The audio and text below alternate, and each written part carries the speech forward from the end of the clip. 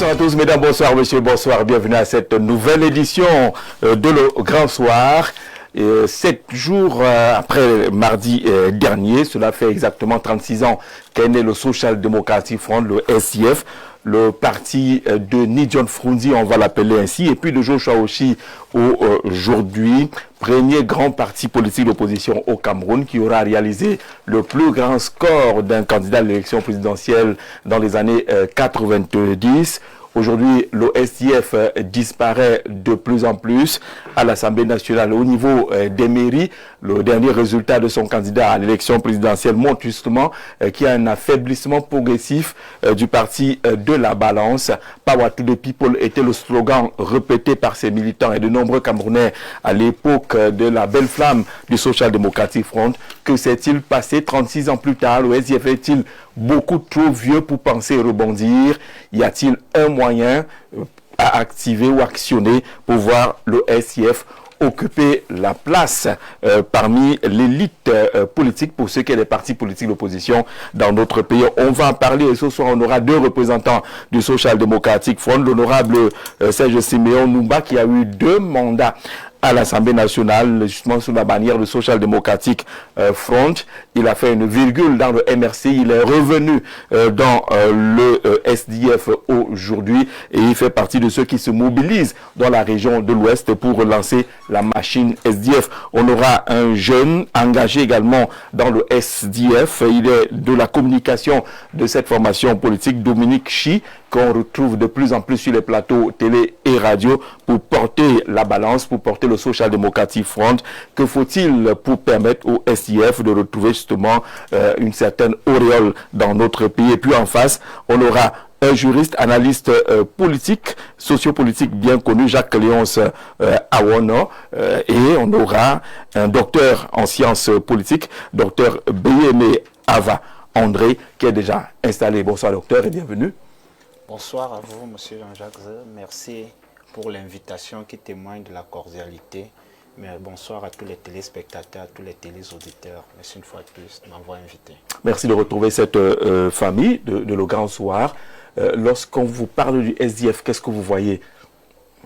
Oui, il faudrait dire ici, lorsqu'on parle du SDF, c'est en quelque sorte, cela remonte à ce que l'historien Paul Kangé-Wane a appelé une histoire, le fait politico-historico-social. Donc il faudrait dire ici que le SDF est en quelque sorte a pris en quelque sorte en compte ou a permis de mettre en exergue le multipartisme. Ça a été un parti détonateur du multipartisme en Afrique. Donc ici, là, il faudrait dire que le SDF est en quelque sorte un parti élitique, un parti qui a beaucoup œuvré dans le cadre de la démocratie dans le contexte camerounais et dans le contexte africain, notamment aussi, qui a beaucoup aussi aidé dans cette crise anglophone, dans les zones anglophones, car c'est un parti, lorsqu'on va regarder certains résultats dans les municipales, on va faire le constat qu'ils ont toujours eu ils ont toujours eu à conquérir les mairies dans ces zones-là. Donc, c'est un parti représentatif, c'est un parti important dans l'histoire camerounaise. Merci. Donc on en parlera tout à l'heure pour voir ce que représente aujourd'hui ce parti représentatif, ce parti important pour l'histoire de la démocratie dans notre pays, créé, comme on le sait, le 26 mai 1990 à Bamenda. Il y avait eu tout ce qu'on peut imaginer, il y a même eu des morts piétinés par balles. C'était une expression à la mode à cette époque-là. Et puis Nidjon Frunzi était à la tête de cette formation politique avec une brillante participation à l'élection présidentielle et un score qui va rester mémorable jusqu'aujourd'hui, les 36% à cette présidentielle, juste derrière le président Paul Biya qui avait 39% à cette époque-là. Jacques Léonce Awono, bonsoir et bienvenue. Bonsoir Jean-Jacques, bonsoir aux co-discutants du soir. C'est un honneur d'être là encore une fois cet après-midi pour parler des histoires de notre pays. Merci de m'associer à la réflexion, j'allais dire historique, du grand soir de ce soir. Merci d'être là. Le SDF représente quoi pour vous aujourd'hui lorsque vous faites votre analyse socio-politique des acteurs des formations politiques? C'est un regret? C'est de l'espoir? C'est un regret pour moi. Parce que lorsqu'on jette un regard dans l'histoire politique du Cameroun, et lorsqu'on se rend compte du rôle qu'a joué le SDF dans la conquête même des libertés individuelles dans notre pays, on se rend évidemment compte que beaucoup doit couler sous le pont. La motivation a été un peu diminuée, peut-être parce que le leader charismatique qui portait le projet n'est plus de ce monde. Peut-être ça a joué beaucoup aussi sur... et vous savez aussi, nous sommes encore, il faut le rappeler, dans un pays où le vote est sociologique. Et le socle, j'allais dire communautaire sociologique du SDF, connaît beaucoup de troubles aujourd'hui, le nord-ouest et le sud-ouest. On sait ce qui se passe là-bas depuis près de 10 ans aujourd'hui. Et donc, on peut comprendre la démobilisation, entre guillemets, au sein de ce parti historique qui a joué une part très, très importante dans les années 90, dans la conquête même des libertés individuelles, comme je l'ai dit. D'accord, on parlera beaucoup de ce SIF-là aujourd'hui, dont l'actuel chairman est l'honorable Joshua aussi, qui est arrivé à la tête de cette formation politique-là à la suite du décès de Nidjon Frunzi le 12 juin 2023. Avant d'entamer et d'attaquer justement le sujet, les représentants du SDF sont en train d'arriver. On est également en train de préparer une édition spécialement consacrée à une autre formation politique, ce sera le MRC. On va interroger les dissensions au sein du MRC. On a déjà les intervenants du côté des dissidents, entre guillemets. On attend d'avoir des intervenants de ceux qui tiennent la machine aujourd'hui et qui vous disent qu'il ne faut pas qu'on parle de dissensions. Le parti, le MRC, se porte plutôt très bien.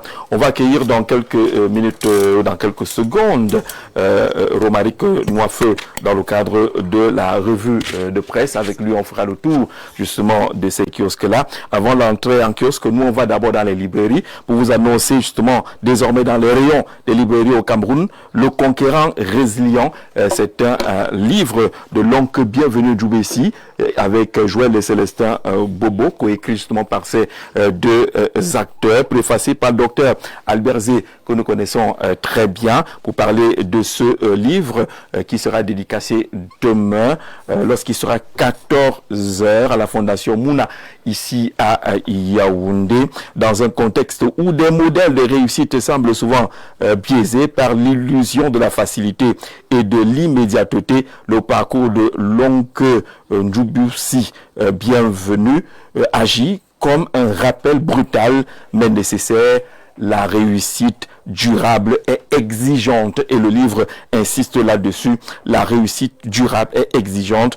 À vous, jeunes lecteurs, ce livre pose une question fondamentale. Êtes-vous prêt à recommencer après avoir échoué? Car c'est là toute la différence. L'auteur n'est pas celui qui n'a jamais échoué, il est celui qui a accepté d'échouer 17 fois sans jamais renoncer. Suivre son parcours ne signifie pas reproduire ses expériences, mais s'approprier ses principes, refuser la résignation, accepter le sacrifice, apprendre de chaque revers et maintenir une constance dans l'effort. Le véritable capital, comme le montre ce récit, n'est pas uniquement financier. On avait déjà livré à cela quelques jours qui vous disait que la réussite n'est pas seulement à partir des banques, mais c'est dans la pensée.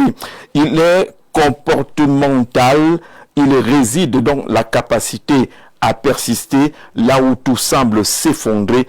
17 fois, tout disparaît. Il faut donc pouvoir se relever. L'auteur du livre, l'oncle Djoubessi Bienvenu, est né à Bazou, dans la région de l'Ouest. C'est un promoteur hôtelier bien connu également. Il s'est défini comme un conquérant résilient qui a su se relever de 17 échecs.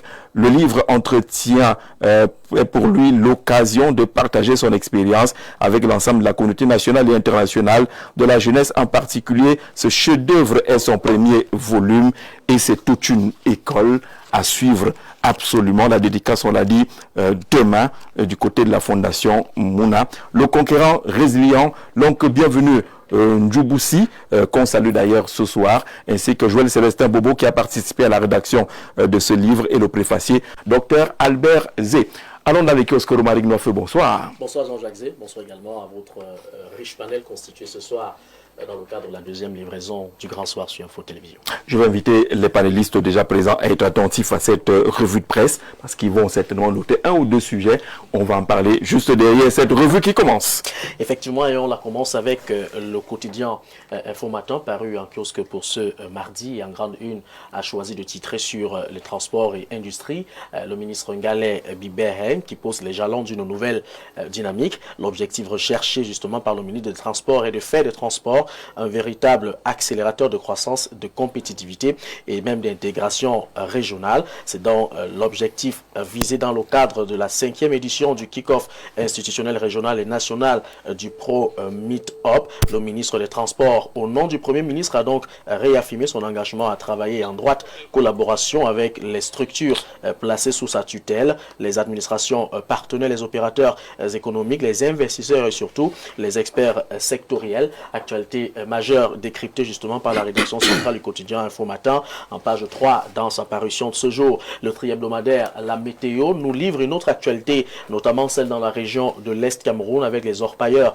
illégaux et politiciens véreux qui sont dans le viseur. On peut l'apercevoir justement en grande une, la figure emblématique du ministre de l'administration territoriale Paul Atangandi qui a donc depuis ce 1er juin du côté de Berthold, le chef-lieu de la région de l'Est, entamé une visite de travail. L'objectif recherché est donc d'évaluer la situation sécuritaire et surtout toucher du doigt les réalités socio-économiques de la région du Soleil Levant au cours des échanges avec des responsables administratifs de défense et même de sécurité ainsi que les acteurs politiques. Paul Atangandi a annoncé que les mesures seront donc prises pour les contrevenants. Il faut donc en tout cas parcourir les colonnes de ce journal pour avoir la quintessence de cette information traitée par sa rédaction centrale. Et puis le tri-hebdomadaire Le Soir n'est pas en marge quant à cette actualité, titre en grande une sur la sécurité et développement. Le ministre Paul Atangandi sur le terrain dans la région de l'Est Cameroun. L'édition spéciale de la riposte également revient sur le Pro Meet-Up en 5e édition. Ngalais Biberen qui hisse le Cameroun au rang de pilier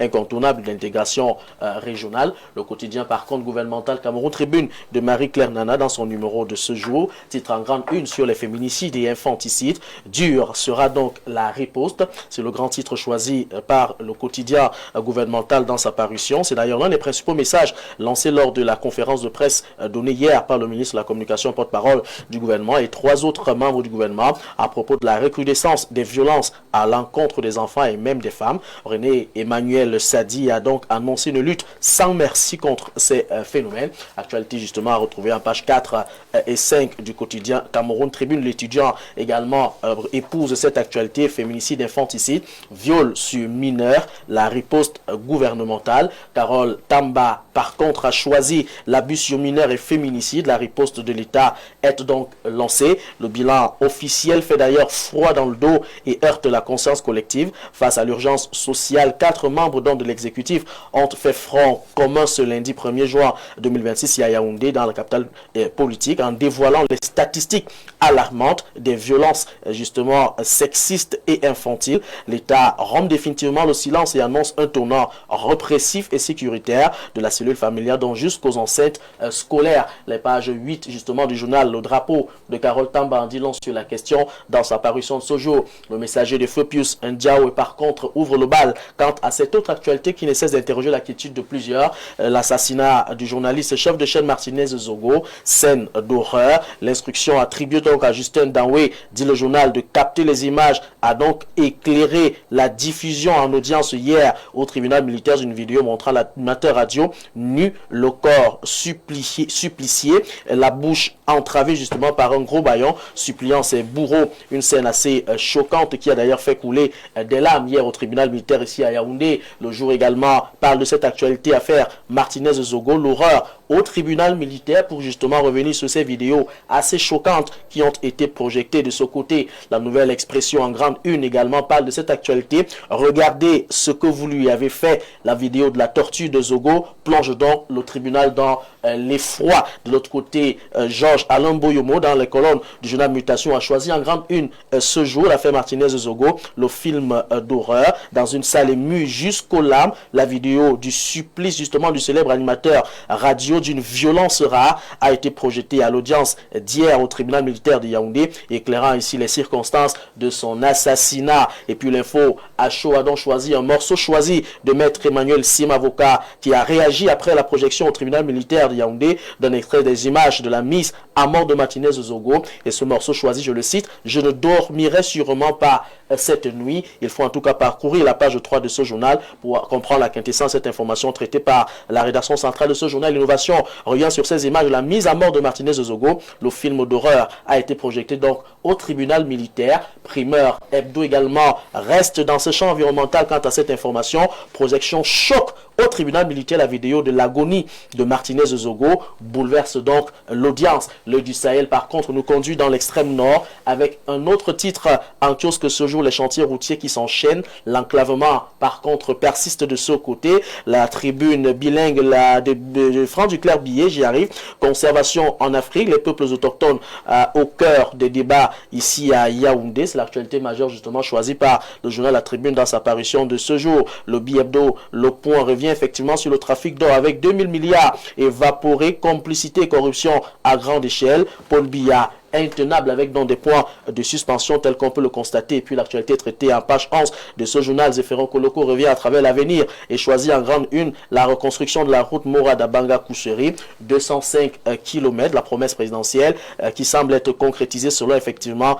ce journal. L'Écho du Nord Cameroun effectivement revient sur les questions de sport avec le sport qui est Kestre-Garoua, couronne le savoir-faire camerounais. On peut l'apercevoir, la figure emblématique du ministre des Sports et de l'Éducation physique. Justement, Afrique Hebdo revient effectivement sur le développement du sport. Le pari gagnant du côté de Garoua, Infosport également, parle de cette actualité avec ce grand prix international de course hippique du côté de Garoua 2026 avec le Cameroun qui a donc raflé la mise. Le quotidien de Jules Brice Ngaba rend donc hommage ce jour à une personnalité, à une voix, à un style. De qui est-ce qu'il s'agit? Roger Betala. Et puis Jean Atangana, justement dans le cadre de la sortie du journal Le Quotidien, a livré un éditorial quant justement à cette figure emblématique bien connue de la scène socio-politique de notre pays. L'économie quant à lui l'ouvre justement l'environnement économique, porte sur l'industrialisation. Le Cameroun qui est à la traîne en Afrique centrale. Le pays est mal classé selon l'édition 2025 de l'indice d'industrialisation de l'Afrique publié par la Banque africaine de développement. Thierry Ekouti traite donc de cette actualité en page 3 dans sa parution de ce jour. Défi actuel revient sur la contrebande avec près de 2000 milliards de francs CFA d'or exportés illégalement vers Dubaï en 5 ans. Le quotidien de Pascal Dibamou a choisi un autre titre ce matin, l'Arce Yaoundé Niamey. Le MINPAT pressé d'accélérer dans la consommation des fonds climatiques avec un taux d'exécution bloqué à 30% après 6 ans. Le Cameroun sous-consomme ses crédits climatiques. Le secrétaire exécutif de l'ABN qui presse dans le ministre de l'économie d'engager un sprint opérationnel. Yaoundé a moins de 20 mois avant l'échéance du 31 décembre 2027 pour investir le reliquat de 3 milliards de francs CFA dans les infrastructures hydrauliques, sous peine de voir les bailleurs geler définitivement leur financement. C'est une révélation assez fracassante à retrouver effectivement dans les colonnes du journal Eco-News en parution de ce matin. Jean-Jacques, c'est avec cette actualité que nous bouclons cette revue de presse pour la deuxième parution sur le plateau du Grand Soir. Merci Romaric Noifeux, merci d'être passé par ici. On se donne rendez-vous demain pour une autre édition de la revue vespérale de presse. On n'oublie pas le rendez-vous littéraire. Ce sera demain à 14h du côté de la Fondation Mouna, ici à Yaoundé. Le conquérant résilient, l'œuvre de l'oncle bienvenu Djouboussi et Joël Célestin Bobo, préfacé par Dr Albert Zé. C'est l'histoire d'un parcours, d'une trajectoire, de la résilience. Ne pas abandonner. Les anglophones disent never give up. Vous pouvez tomber 17 fois, vous relevez et puis vous construisez. Les jeunes sont attendus justement à la découverte justement de cette belle histoire dans ce livre, mais qui devrait inspirer les uns et les autres. Ne pas surtout abandonner. Jacques-Léon Sawono, vous avez parcouru la presse. Quel est le titre qui a retenu votre attention? D'abord, le titre de Cameroun Tribune qui parle d'infanticide, de féminicide. Je crois que c'est un sujet qui, logiquement, devrait interpeller tous les Camerounais. La sonnette d'alarme est véritablement tirée lorsqu'on jette un coup d'œil dans les faits de société actuelle. C'est chaque semaine, c'est chaque jour qu'on entend qu'une fillette a été violée, qu'une femme a été tuée. Vraiment, on ne passe plus une semaine sans entendre qu'il y a eu ce type d'actualité. Alors que dit Cameroun Tribune, la régie va nous retrouver la une de Cameroun Tribune. Il y a eu une sortie des membres du gouvernement qui ont révélé encore les chiffres encore un peu plus inquiétants et peut-être la stratégie à mettre en place pour limiter ces phénomènes. Oui, oui. Je regrette que cette communication gouvernementale soit arrivée à cette heure où vraiment tout on connaît. Est-ce qu'il faut toujours attendre qu'on arrive à bout, finalement faire sortir le gouvernement pour nous dire qu'est-ce qu'il en est? Parce que lorsque les Camerounais ne se sentent plus en sécurité, lorsque nos enfants qui vont à l'école, qui vont marcher, ne se sentent plus en sécurité, dans notre pays, il y a un vrai problème de sécurité publique. Mais est-ce qu'il faut donc toujours attendre qu'il y ait autant de cas signalés? Il se passe plus une semaine. Ça encore nous présente une fillette, parfois de 2 ans, 3 ans, qui s'est fait violer. Donc je crois que le gouvernement ne doit pas toujours attendre qu'on arrive à ces niveaux. Il faut avoir une communication proactive. On a l'impression d'être là dans une communication réactive. Le gouvernement ne doit pas être dans la réaction. Il faut être dans l'action. Donc, il y a des situations comme celle-là qui doivent interpeller le gouvernement. Il faut être au front contre ce type de phénomène qui transforme le Cameroun. Davantage, on croit que le Cameroun est une terre fertile de monstres. Chaque jour, on nous présente des faits qui sont parfois très insoutenables. On se demande bien, est-ce que les Camerounais sont tous devenus des monstres? Donc, c'est une actualité qui m'a... Le gouvernement dit que dure sera la riposte. Oui, on espère véritablement que la riposte sera dure. Et il faut toujours communiquer sur ces ripostes-là. Sur, par exemple, l'affaire de bébé Nawal, il faut qu'on communique. Il faut qu'on nous dise qu'est-ce qu'il en est. Qu'est-ce qu'il en est de l'auteur de ces crimes. Est-ce qu'il a été véritablement puni? Il faut communiquer sur ce type d'actes pour essayer de dissuader les prochaines, les prochaines fois que cela pourrait arriver. Parce que chaque semaine, ça se passe. Il faut une communication qui rassure les Camerounais de ce que le gouvernement a pris à bras le corps ce phénomène qui secoue la société camerounaise tout entière. D'accord, merci. Cameroun Tribune donc qui annonce à travers cette sortie des membres du gouvernement une riposte qui sera due face au cas d'infanticide, de féminicide, d'assassinat enregistré ces derniers temps au Cameroun autour du ministre de la Communication. On a vu le ministre des Affaires sociales, le ministre de la Promotion de la Femme et de la Famille, le secrétaire d'État auprès du ministre de l'Éducation de base mobilisé pour lancer cette riposte gouvernementale. Qu'est-ce que le docteur a noté dans la presse d'aujourd'hui? Oui, tout comme lui, le sujet qui m'a beaucoup intéressé, c'est l'affaire sur les infanticides, féminicides, viols sur mineurs. En fait, c'est un sujet brûlant d'actualité qui fait état de la décrépitude existentielle au Cameroun. C'est un fait marquant ici au Cameroun. C'est une politique publique auquel les dirigeants doivent prendre position, ils doivent agir afin de pouvoir résorber. Ce sont des défis actuels de pouvoir résorber ce problème. C'est vrai qu'il y a aussi l'autre sujet qui m'a intéressé, c'était sur le messager et mutation qui parlait de l'assassinat de Martinez au Zogo, où il a été dévoilé les images portant sur cet assassinat-là. Je crois que c'est des sujets liés, infanticide, féminicide et puis cet assassinat-là. Ça démontre en fait, en quelque sorte, comme je l'ai dit, la décrépitude existentielle qui est en train de faire face au Cameroun, qui est en train de grandir de jour en jour. Et puis ça témoigne aussi de quelque chose, c'est ce qu'on peut appeler la lenteur exécrable, je vais dire, permettez-moi pour le thème de nos juridictions, parce que c'est quand même insoutenable, c'est quand même inconcevable depuis tant d'années, depuis plusieurs tant de cas. Oui, autant de cas qui se compilent là et puis il n'y a pas de solution, il n'y a pas de jugement afin d'apaiser ne serait-ce que les Camerounais qui subissent tout cela. Donc, et vous avez vu récemment, il y a eu une sortie de plusieurs personnes. Vous voyez des cas comme ça. Parce que tout ça, c'est parce que l'État ne prend pas en compte ou ne prend pas suffisamment en compte ces politiques publiques-là. C'est un peu lent. L'État en réaction a dit Jacques Lyons tout à l'heure, mais il faut faire absolument quelque chose. Et concernant le cas de l'assassinat de Martinez Zogo, tous les journaux qui en parlent reviennent sur la scène d'horreur lorsque les images ont été diffusées hier au tribunal militaire. Au moins tous les comptes rendus vous disent que c'était intenable, c'était insoutenable sur ce point-là. Mais après, on a vu que les comptes rendus changent change d'un média à un autre. On a l'impression que ces gens n'étaient pas dans la même salle. Chacun ressort avec son compte rendu totalement le contraire d'un autre, et ce sont des journalistes. Ce qui a quelque peu irrité Marion Obam, qui est la présidente du syndicat national des journalistes du Cameroun, après ses comptes rendus des médias camerounais sur la dernière audience de l'affaire Martinez-Zogo. Madame la présidente écrit ceci: affaire Martinez-Zogo, où est passée la vérité journalistique? Elle dit: je suis profondément choqué en lisant les comptes rendus de la dernière audience de l'affaire Martinez-Zogo. Comment des journalistes assis dans la même salle, écoutant les mêmes témoins et les mêmes magistrats, peuvent-ils produire des articles aussi diamétralement opposés? On a l'impression d'assister à une guerre de fiction où chacun choisit son camp au détriment des faits.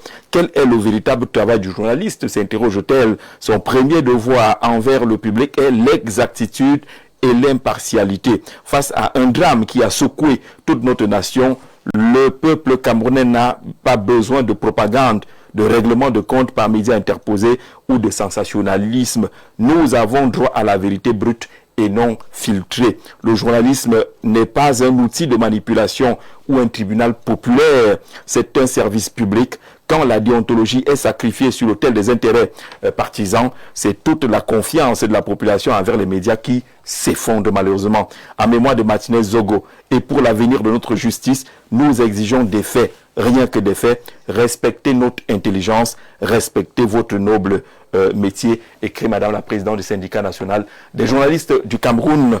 On fait entrer notre partenaire Plan de Vie. Lema Kouma, bonsoir et bienvenue. Bon après-midi Jean-Jacques, et merci toujours de l'amitié que tu me fais en m'invitant sur ton magnifique plateau. Qu'est-ce que Plan de Vie nous propose ce soir? Oui, comme toujours, nous parlons des personnes là qui souffrent d'arthrose, de rhumatisme et de nerfs sciatiques. C'est d'ailleurs pourquoi nous avons mis sur pied le produit appelé le Rhumatox, ce produit-là qui permet aux personnes là qui vivent avec des douleurs au quotidien, qui ont des problèmes de mal de genoux, de mal de chevilles, de mal au niveau de la plante des pieds là même qui parfois enflent, ce qu'on appelle souvent l'éléphantasia. Le produit Rhumatox a donc pour but principal de venir éliminer toutes les douleurs que des personnes ressentent au quotidien. Quelle qu'en soit la nature ou la durée de votre problème lié au nerf sciatique ou bien à l'arthrose ou bien même au rhumatisme, même des personnes là que l'arthrose a déjà tordu l'orteil ou bien tordu le doigt, ou bien tordu le bras, on vous dit c'est encore possible et c'est possible du côté de chez Plante de Vie avec le produit Rhumatox. Le Rhumatox a pour but principal de renforcer le système immunitaire et de renforcer le cartilage pour ces personnes-là qui souffrent donc des problèmes de rhumatisme et d'arthrose. Il faudrait d'emblée dire que de manière naturelle, lorsqu'on a atteint un certain âge, de manière naturelle, on commence à ressentir des courbatures, on commence à ressentir parfois des douleurs inexpliquées. C'est tout simplement parce que lorsqu'on a atteint l'âge de 40, 45 ans, 50 ans par là, de manière naturelle, notre système immunitaire commence à s'affaiblir naturellement. Alors c'est pourquoi on va toujours recommander aux personnes au quotidien de manger des fruits et des légumes par jour, parce que ces fruits et légumes quand on demande de consommer par jour renforce le système immunitaire et renforce parfois les défenses corporelles. Alors, quand on ne consomme donc pas ça de manière naturelle, on va commencer à ressentir certaines douleurs. Le produit Rhumatox, comme j'aime toujours le dire, ce n'est pas une pommade, c'est pas un baume, c'est un produit qui est en poudre que le patient va prendre une cuillère à café du dit produit, va mettre dans 1 litre d'eau et demi, qu'il va boire un verre matin, un verre le soir. Donc, c'est-à-dire la personne va prendre 2 verres par jour. N'allez pas prendre 3 verres, bien 4 verres par jour pour ainsi dire que vous allez vite guérir.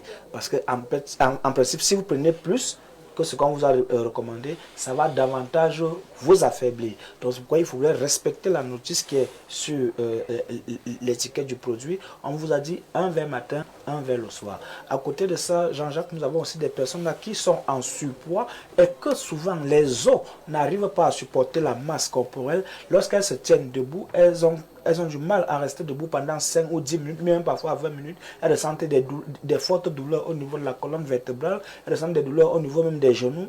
On dit à ces personnes-là, venez prendre votre produit Rhumatox, quel qu'en soit votre âge, venez prendre votre produit Rhumatox. Et à côté, nous, on n'a pas que le produit Rhumatox, on a aussi le produit King Tapé, ce produit-là qui concerne les hommes qui ont les problèmes de troubles érectiles, les problèmes de faiblesse sexuelle, éjaculation précoce et reprise là. Le produit King Tapé, ce n'est pas un produit aphrodisiaque ou encore un excitant. Parce qu'il faut bien le dire, plante de vie est farouchement opposée aux produits excitants et aux produits aphrodisiaques. Alors, les messieurs qui ont ces problèmes-là de reprise là, le problème de faiblesse sexuelle, c'est-à-dire qu'il ne peut pas tenir 5 minutes lors d'un rapport sexuel, il a déjà éjaculé. On dit à ce monsieur, cher monsieur, rends-toi du côté de chez Plante de Vie, prendre ton produit King Tapé pour pouvoir avoir un rapport sexuel assez épanoui et épanouissant. Parce que quand tu n'arrives pas à tenir sur 5 ou 10 minutes, même 15 minutes, forcément ta partenaire n'est pas satisfaite et toi-même tu n'es pas satisfait. Alors viens prendre ton produit King Tapé pour que tu puisses taper normalement. Et à côté, ça ne sert à rien d'être performant si tu n'as pas le matériel qui va avec. D'où nous avons pensé à mettre sur pied le produit Open Sex, ce produit-là qui permet donc d'augmenter la taille et le volume de l'appareil génital. Parce qu'en principe, lorsque tu vas mettre assez du temps sur ta partenaire, ça va commencer à être gênant quand tu n'as pas le matériel qui va avec. D'où nous avons nommé le produit Open Sex sur le marché. Ce produit-là qui permet donc d'augmenter en taille et en volume pour ces messieurs-là qui sont victimes du petit appareil génital, ou même qui sont victimes du rétrécissement de l'appareil génital. Nous avons 3 formats sur le marché. Il y a le grand format qui augmente entre 4 et 6 centimes d'augmentation. On a le moyen format qui augmente entre 2 et 4 centimes d'augmentation. Et nous avons le petit format qui augmente entre 1 et 2 centimes. C'est tout le monde qui peut consommer le produit Open Sex. C'est un produit qui est sans effet secondaire. Et vous, chers parents à la maison, évitez de pratiquer la circoncision précoce chez vos enfants. C'est-à-dire que lorsque l'enfant est né, 1 semaine, 2 semaines plus tard, vous le faites circoncire. Non, ce n'est pas une bonne pratique. Bien que dans certaines localités, elle soit une pratique ancestrale, c'est pas pour autant dire qu'on va dire on va prendre ça pour une pratique noble. Non, c'est pas une bonne pratique, la circoncision précoce. Et évitez aussi de faire porter des caleçons trop serrés à vos enfants à la maison, parce qu'en principe, à la vérité, l'appareil génital du garçon n'a pas besoin de soutien. Tout comme pour nous, les adultes, cet appareil-là n'a pas besoin de soutien. Il a besoin d'être libre et il a besoin de respirer. Alors, Yaoundé, nous sommes situés au quartier Nkondongo, Carrefour et peut-être à l'immeuble Baïga Center, face maison du parti ou maison de la femme, parce que les deux maisons sont collées. Et à Douala, nous sommes situés à la Cité des Palmiers, derrière le lycée de la Cité des Palmiers. Nous sommes aussi à Aquanor, ancien hôtel Madiba, lieu dit Église Salem. Mais pour des personnes qui sont du côté de Douala, zone Bassa, c'est-à-dire la Cité des Palmiers, Bonamoussa, Makepe, Lokpom, PK8 Ndokoti, PK30, jusqu'à PK30, vous avez composé directement le 697 51 11 27. 697 51 11 27. Pour Aquanor et Yaoundé, les numéros sont déjà affichés à l'écran. Donc, exceptionnellement pour les personnes qui sont dans la zone Bassa et Hôpital Général Bedi, Makepe et autres, vous composez le 697 51 11 27. 697 51 11 27. Nous travaillons tous les jours de lundi à lundi entre 7h du matin et 18h de l'après-midi, même les jours fériés. Merci les Makouma, merci Plante de Vie d'être passé par ici. Rendez-vous à la prochaine édition. C'est avec plaisir que je reviendrai toujours. D'accord, ce soir on parle du Social Democratic Front qui a célébré le 26 mai dernier ses 36 ans d'existence. Quel regard aujourd'hui, 36 ans plus tard, surtout au sortir des dernières consultations électorales, le parti qui a perdu un peu d'espace et même de points depuis sa première brillante participation à l'élection présidentielle qui avait vu Nidjon Froundi achever cette course juste derrière le président Biya avec environ 36%. C'était très serré. Le président Biya avait 39% au sortir de cette élection-là. Ce SDF aujourd'hui peut-il se refaire une santé de fer et redevenir le Sofadon finish tel qu'on l'avait baptisé à cette époque-là. Bonsoir Gisèle, des bonnes émissions. Avant le décès de Nidjon Froundi, le STF était déjà un parti ventral. Alors, c'est Emmanuel Yaoundé qui écrit ça. Et ça continue avec le président Oché aujourd'hui. Désolé, on ne peut rien attendre du Social Democratic Front, Emmanuel Yaoundé. Sauf que le SDF appelle à ce que certains reviennent, que les Camerounais reviennent vers cette formation politique-là. Je vous propose ça en images et en son, et puis on retrouve nos invités du SDF qui sont déjà installés.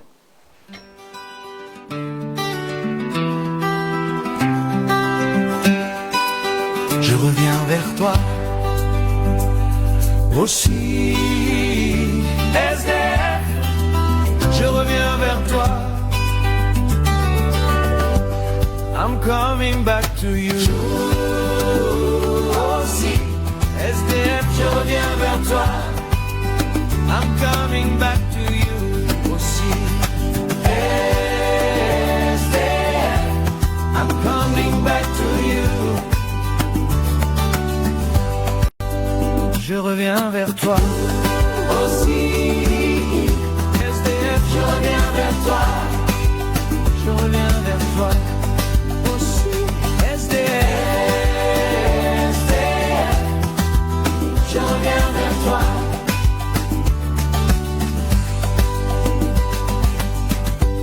Le peuple t'a jugé trop tôt. Aujourd'hui, il comprend enfin.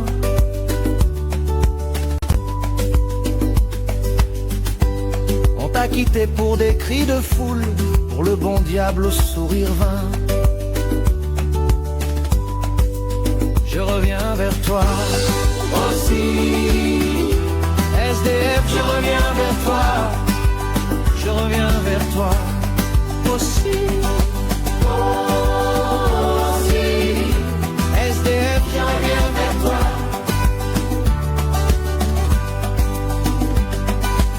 Nous avons cru aux promesses du tonnerre, à la lumière d'un feu sans lendemain. Nos voix montaient haut dans la poussière, mais nos choix se perdaient dans le vent.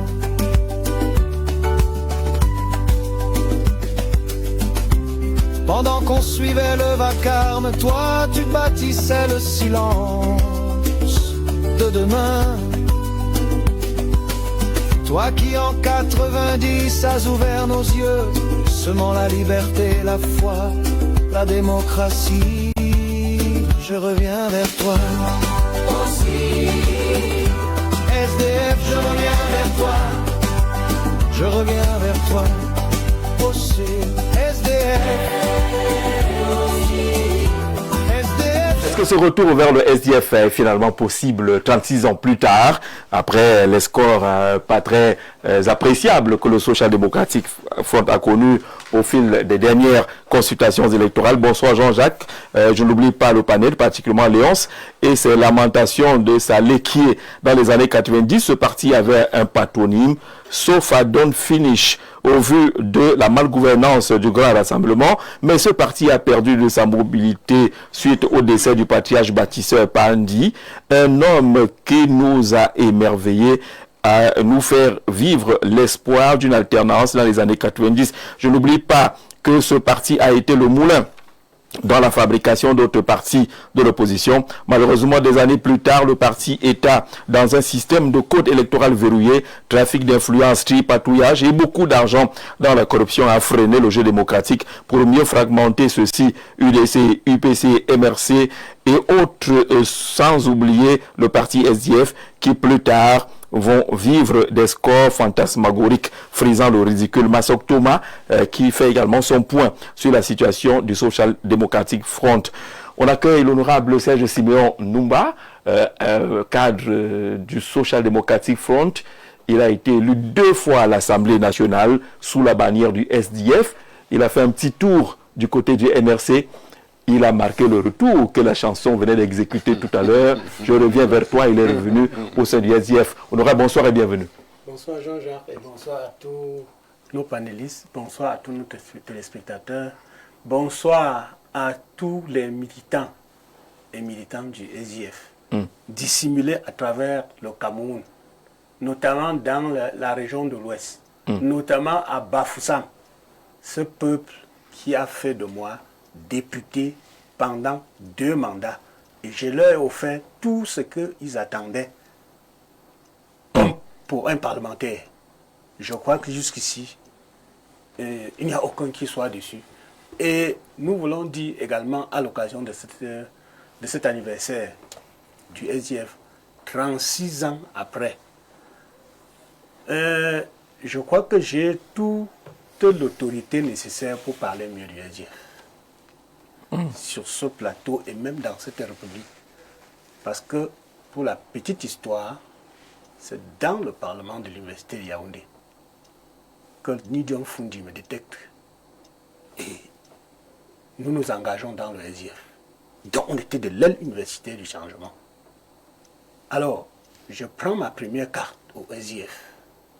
J'ai milité dans une cellule là, et Sud, c'est comme ça qu'on appelait, non loin de là où il y avait le petit ruisseau là, parce qu'il y avait de l'eau qui coulait là, au carrefour Madison.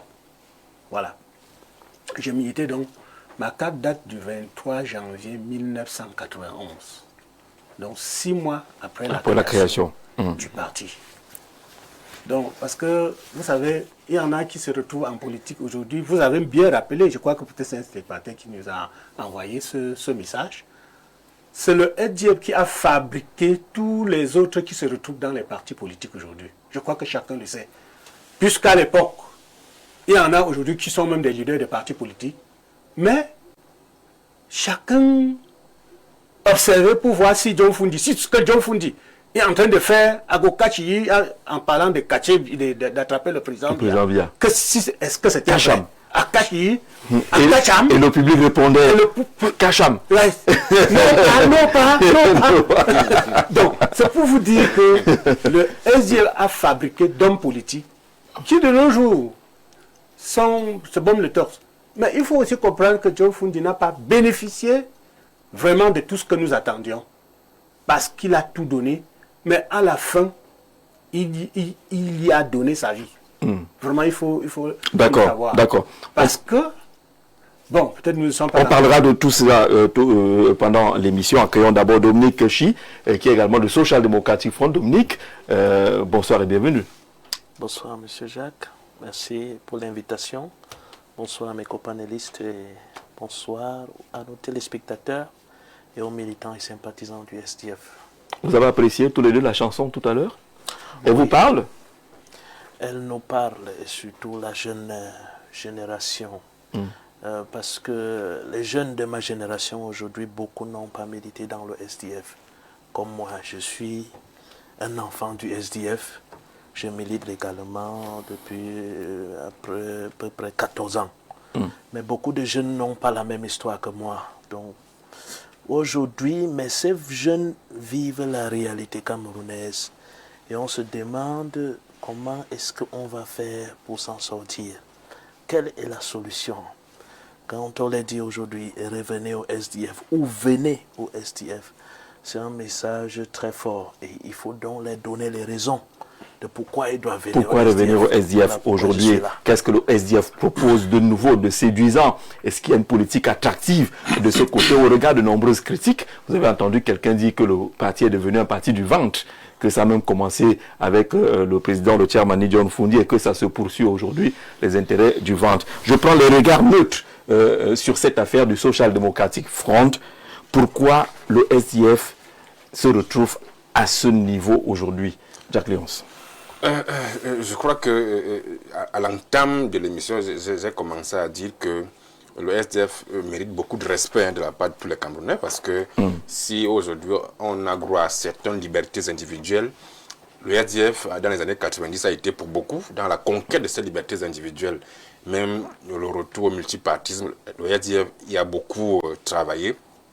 Sauf que lorsqu'on regarde le SDF actuel, on se rend à l'évidence compte que beaucoup doit couler sous le pont, beaucoup de temps est passé, et aussi, je l'ai dit, le leader charismatique qui portait le projet, le chairman, qui n'est plus de ce monde, certainement son départ dans l'au-delà a secoué beaucoup de militants, a secoué même l'appareil dirigeante du SDF, puisque aujourd'hui, on a un nouveau chairman, le député Joshua aussi.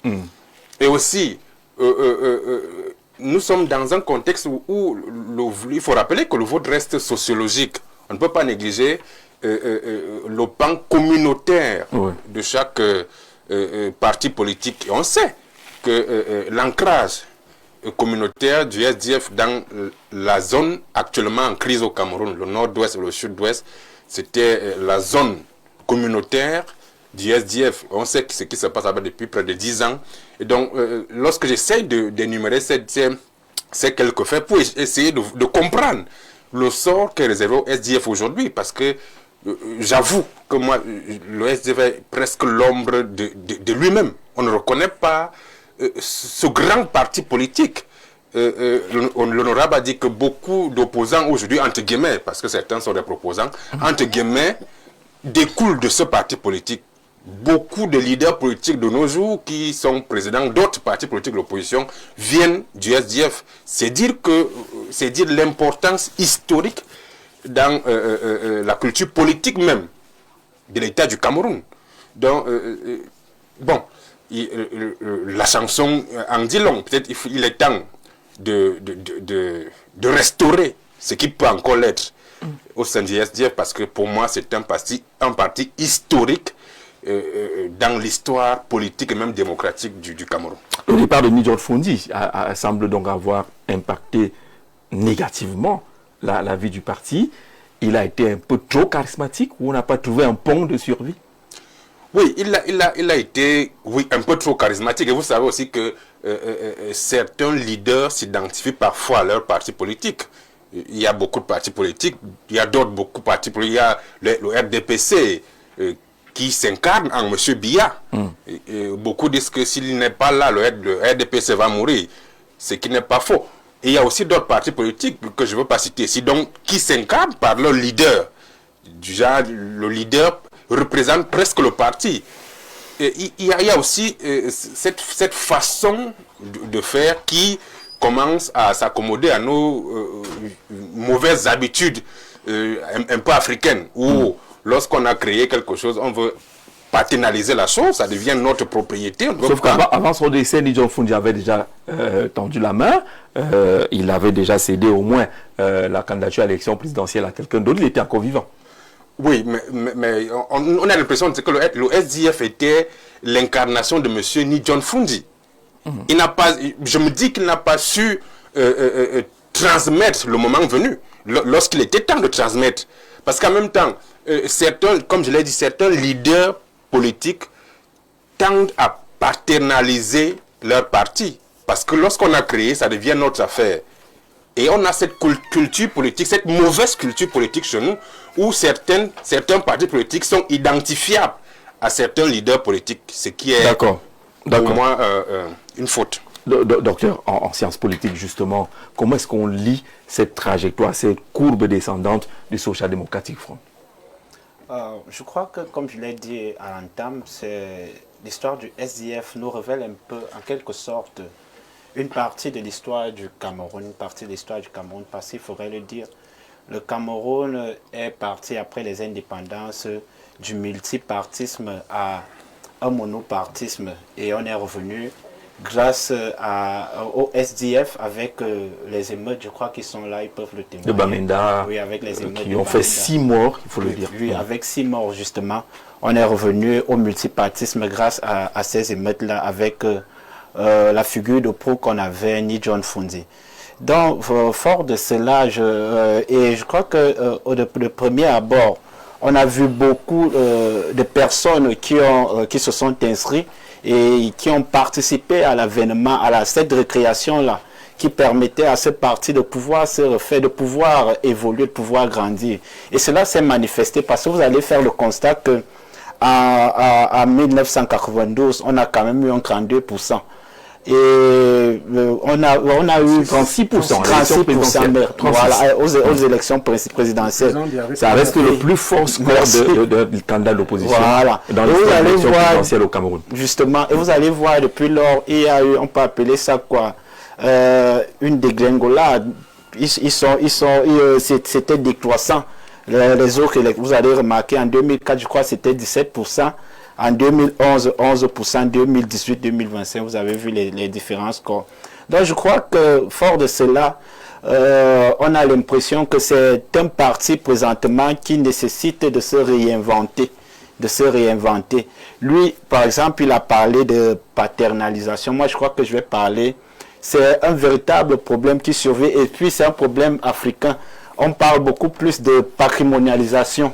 Parce que vous allez voir qu'il y a eu ces leaders-là charismatiques, notamment John Fondi de Vénéré Mémoire, qui ont pris la chose et on a l'impression que c'était comme un patrimoine. C'était comme un patrimoine. Et un patrimoine dont le leader actuel ne parvient pas à gérer ou à conserver. Un patrimoine mal conservé. Et je crois que dans cette logique-là, au regard du parti au pouvoir maintenant, il y a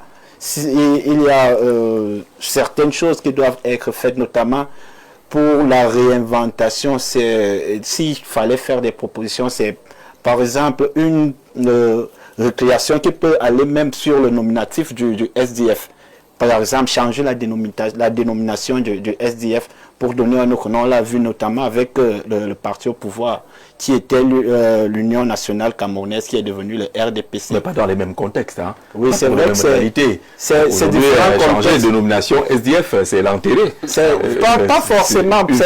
C'est des propositions qu'on fait. Ça permet une réinvention dans un contexte qui est tout à fait nouveau. Ça permet de recréer un dynamisme des populations. Alors, les hommes qui sont à la tête de ce parti aujourd'hui, vous semblez dire qu'ils ne peuvent pas ramener le SDF à des standards au sommet. Je crois que le constat est clair. On voit, les résultats le disent. Nous voyons, même aux législatives, nous voyons comment les sièges au fur et à mesure. Je crois que vous allez voir, au présentement, ils n'ont que 5 sièges. Je crois que c'est ça. Et vous voyez, au regard de ça, on ne peut pas véritablement dire qu'il y a un impact fort ou alors qu'il y a une représentation du SDF. Et vous allez voir qu'il y a une nouvelle renaissance de nouveaux partis. De nouveaux partis dans le contexte camerounais. Vous allez voir notamment le PRNC, vous allez voir le MRC. C'est des partis aussi qui se revendiquent dans ces zones-là. Et comme il a dit, le vote au Cameroun est sociologique. Et vous allez voir que beaucoup d'électeurs dans ces zones-là font aussi... Parce qu'à une époque, on parlait du SDF comme un parti anglo-bami. Ce n'est pas péjoratif lorsqu'on le dit. C'est pour restaurer les faits. C'est ce qui disait à cette époque-là. La naissance d'un parti comme le MRC, qui est pratiquement également très visible dans la même zone, peut avoir également effrité. Un impact, oui. Il y a véritablement un impact dans les rangs du SDF. Donc, ce qui nécessite soit en quelque sorte une collaboration, une réinventation qui peut aussi passer par la collaboration avec ces nouveaux partis-là. D'accord. C'est l'avis du docteur en sciences politiques. Vous avez écouté un peu le regard extérieur de ceux qui voient la situation du Social Democratic Front et pensent que c'est un peu difficile aujourd'hui de se relever. Le plus ancien, est-ce qu'il est possible de voir le SDF retrouver son aura? Merci Jean-Jacques.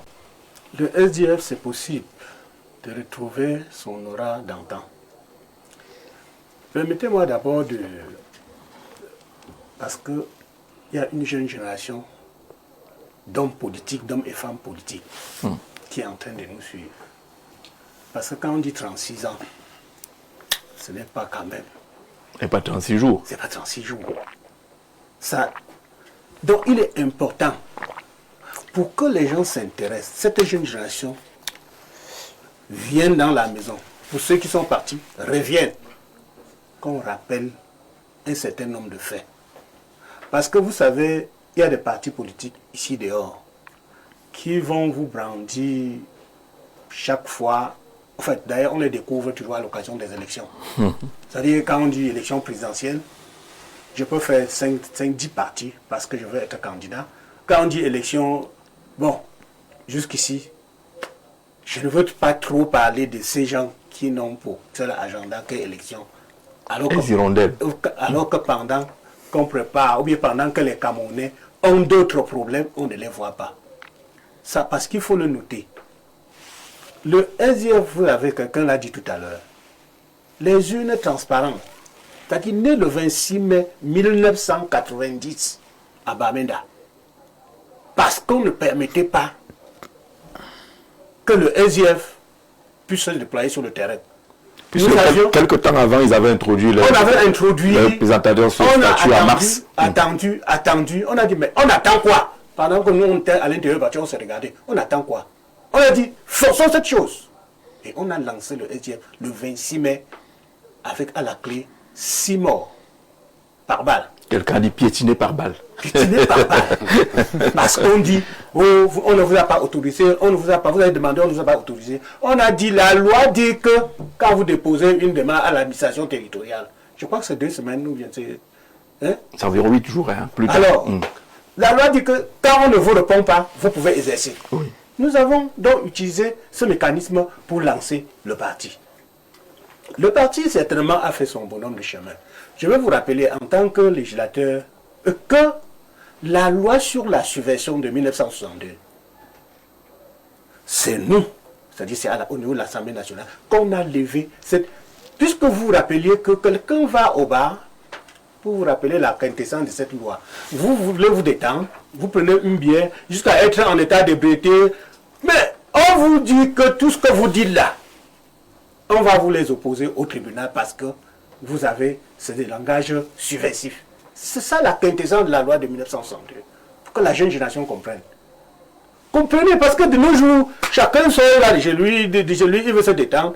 Mais qu'à la fin, quelqu'un qui était à côté en train de vous suivre, il est mal habillé comme un clochard. Hein. Vous ne pouvez pas soupçonner que c'est...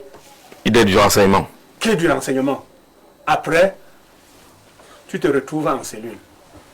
Motif, parce que de nos jours là, parce que je le dis parce que j'ai vu certains trembler, la machine qui ferait tac tac tac. Ce n'est pas comme... Xylographie là. Vraiment, ce n'est pas comme... Quand on écoute sur PV, même le bruit de la machine là. Le bruit de la machine, c'est comme tu es devant là. Non, on entend sur PV, même le bruit là. Je vous dis, vous pouvez pisser dans votre culotte. On vous a pris, vous étiez en joie. Subitement, on vous pose des choses que vous ne connaissez pas. Voilà la loi sur la subversion, votée en 1960. Une loi laissée par le colon. Parce que tout simplement, c'est ça. Donc, le FDE a fait lui. Quand nous allions aux élections, par exemple, pour mon élection de 1997, c'est l'administration territoriale qui organisait.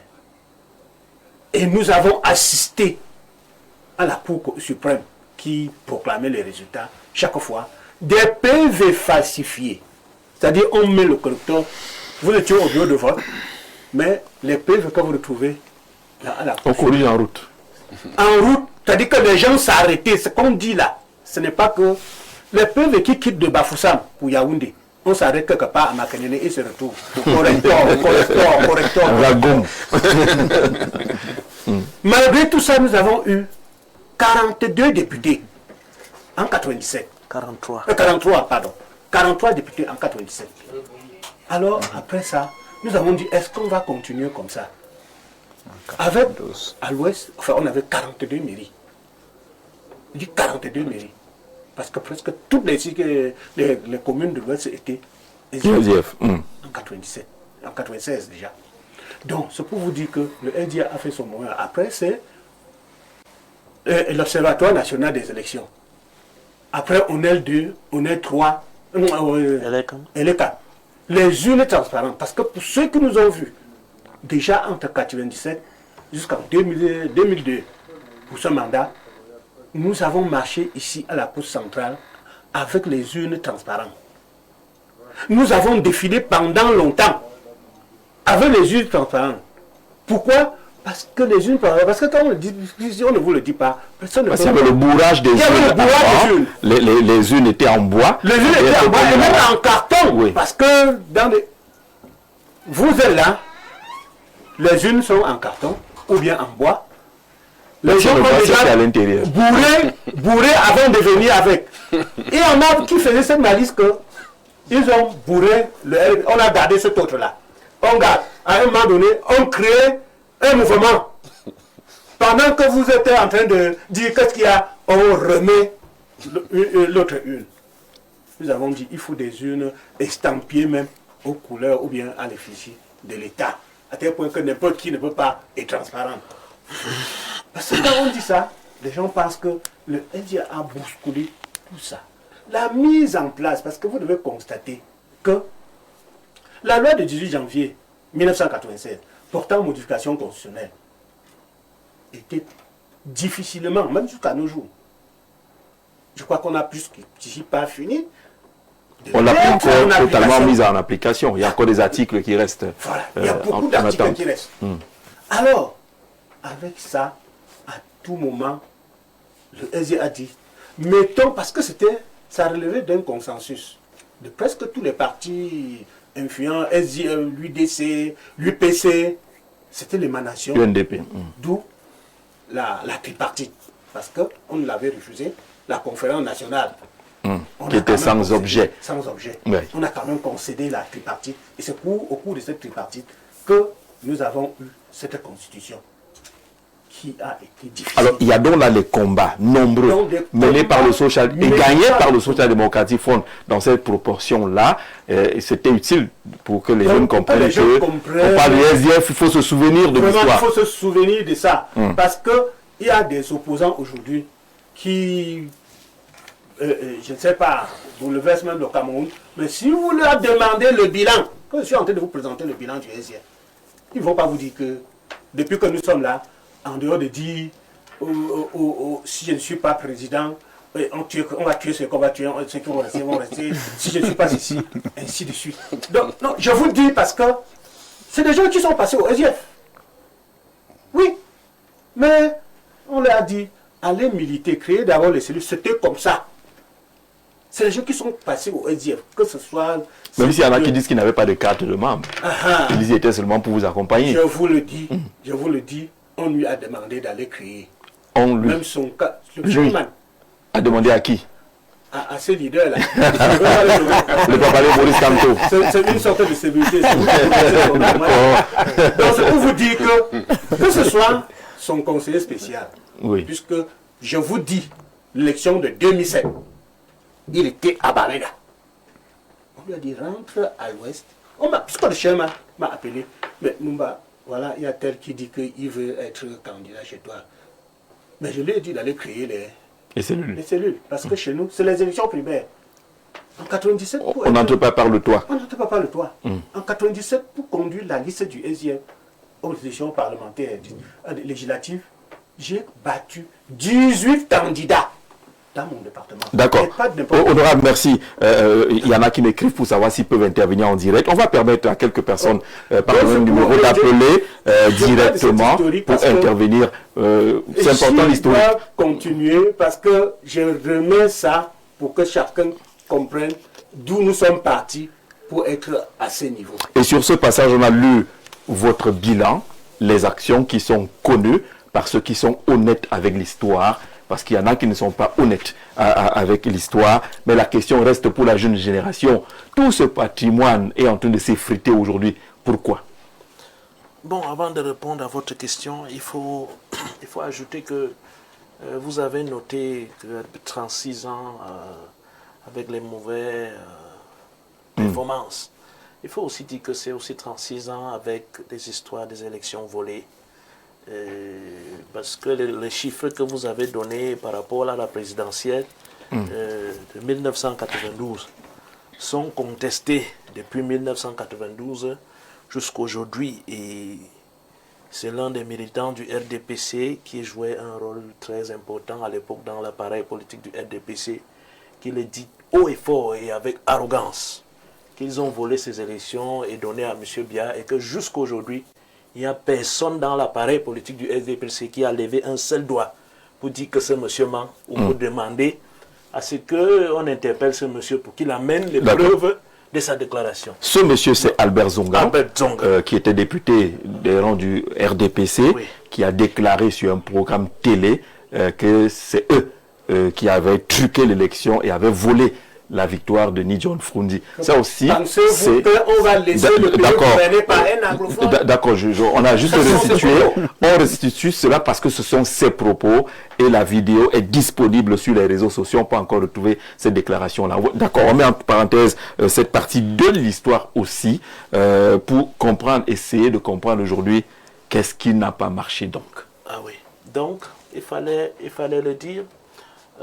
Il faut aussi réitérer, ajouter quelque chose à ce que l'honorable a dit par rapport à la loi subversive de 1962, que cette loi est revenue en quelque sorte, il y a une autre loi qui est revenue après comme cette même loi-là, Oui, c'est 2016. la loi antiterroriste 2016. de 2014. Ok. Et le SDF au Parlement, à l'Assemblée nationale et au Sénat, on s'est opposé fermement à ça parce que c'était une loi que nous avons qualifiée de liberticide parce que ça nous ramenait presque 20 ou 30 ans en arrière par rapport à la lutte que nous avons menée pour l'avancement de la démocratie et pour la liberté, pour que les Camerounais puissent s'épanouir.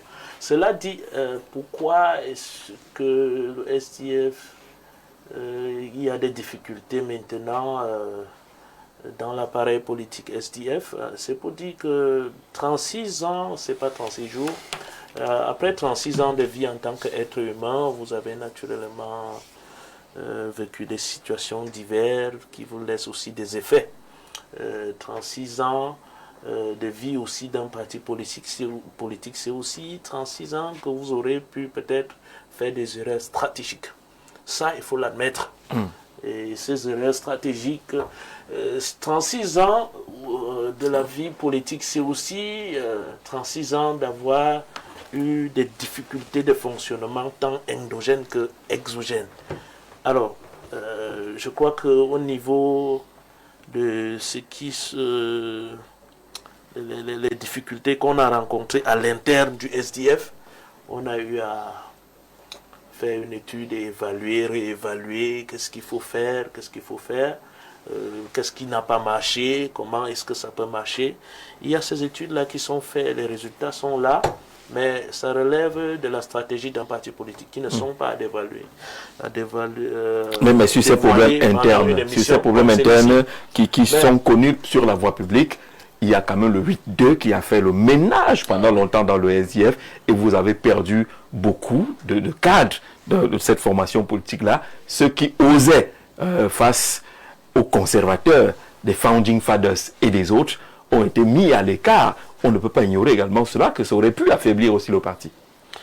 On ne l'ignore pas, je crois que même à l'interne au niveau du parti, chaque fois qu'on prend une décision, on se penche à étudier les effets de cette décision. Donc, et nous respectons aussi les commentaires des uns les autres, les opinions qui nous viennent, qui participent aussi à mûrir le débat à l'interne sur comment est-ce qu'on doit gérer certaines questions. Cela dit, aujourd'hui, ce qui m'intéresse, c'est de faire savoir à la jeunesse, de par le bilan qui a été brillamment présenté par l'honorable, que le SDF est le seul parti, 36 ans après, qui a un bilan existant, qu'on peut dire palpable. On peut vous dire, voici ce que le SDF a fait, voici ce que le SDF a fait, voici ce que le SDF a fait. Si vous demandez aux autres partis, ils ne vont rien vous dire. Je puis vous dire que en 1992, que le SDF a boycotté les élections législatives de mars 1992. Certains partis sont allés à l'Assemblée nationale comme des partis d'opposition. Et ils ont même eu ensemble la majorité. Oui. Mais aujourd'hui, si vous les demandez, qu'est-ce que vous avez fait étant à l'Assemblée, on ne va pas vous dire grand-chose. Mais le SDF revient en 1997, entre à l'Assemblée nationale avec 43 députés. Sous la bannière du SDF, on a avancé avec la lutte contre la corruption. La création de l'opération Épervier et autres, même si cette opération a été détournée. Ça a été l'œuvre du combat du SDF. Sous la bannière du SDF, on a avancé avec notre processus électoral. Sous la bannière du SDF, on a eu beaucoup de lois sur les libertés et autres. Donc, beaucoup de choses ont bougé. Sous la bannière du SDF, on a eu la nouvelle constitution de 1996. C'était le travail du SDF, parce que c'est le SDF qui se battait, qui dirigeait la lutte pour la conférence nationale souveraine. Et on a fini par voir la tripartite. Et finalement, la tripartite a accouché d'une souris qui était la constitution de 1996. Et même jusqu'à là, la souris gêne, parce qu'il y a eu l'article 66. L'article 6.2 qui limitait les mandats présidentiels, qui a été rapidement radié sans application. Et il y a l'article 66 qui pleure encore pour application jusqu'aujourd'hui. Et le SDF verra que la limitation des mandats et que l'article 66 soit appliqué le moment venu. Et c'est cela que je viens dire aux jeunes, que voilà, c'est un parti à laquelle vous pouvez faire confiance. Nous avons certes nos faiblesses, nous avons fait des erreurs, mais il y a une chose que le SDF n'a pas fait. Le SDF est resté fidèle à son idéologie, fidèle à sa mission. On n'a jamais failli à cette mission.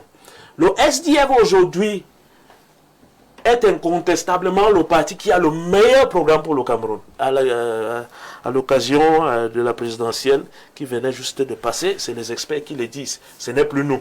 On a le meilleur programme pour le Cameroun. Les Camerounais n'ont pas validé. Les électeurs n'ont pas validé. Le SDF aujourd'hui, qui avait commencé le débat sur la forme de l'État. Depuis, on a toujours été pour le fédéralisme. À l'époque, les gens ont dit que le fédéralisme, c'était la division, vraiment, c'était ceci. Aujourd'hui, tout le monde en parle. C'est un débat et nous allons vers un État fédéral.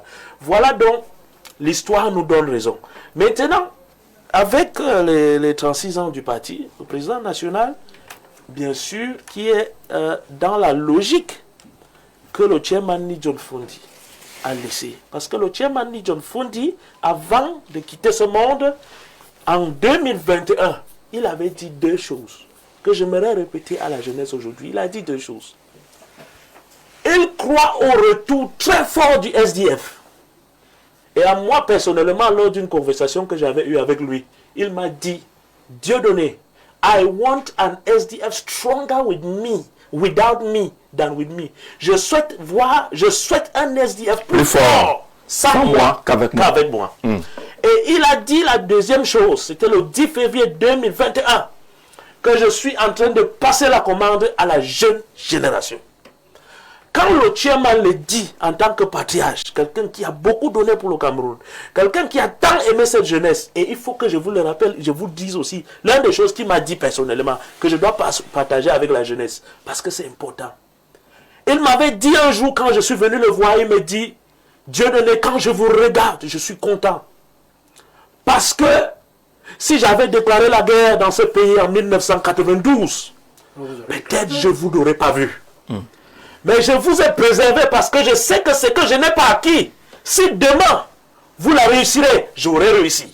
D'accord. Je pense parce que je pense aussi que je dois commencer un œuvre, les autres vont continuer. Chacun a son rôle à jouer. Aujourd'hui, le président national actuel, l'honorable Joshua, aussi a lancé un appel formel lors du 36e anniversaire du SDF, qui appelle aux jeunes, à la masse camerounaise qui a besoin du changement positif, et en particulier les jeunes et les femmes.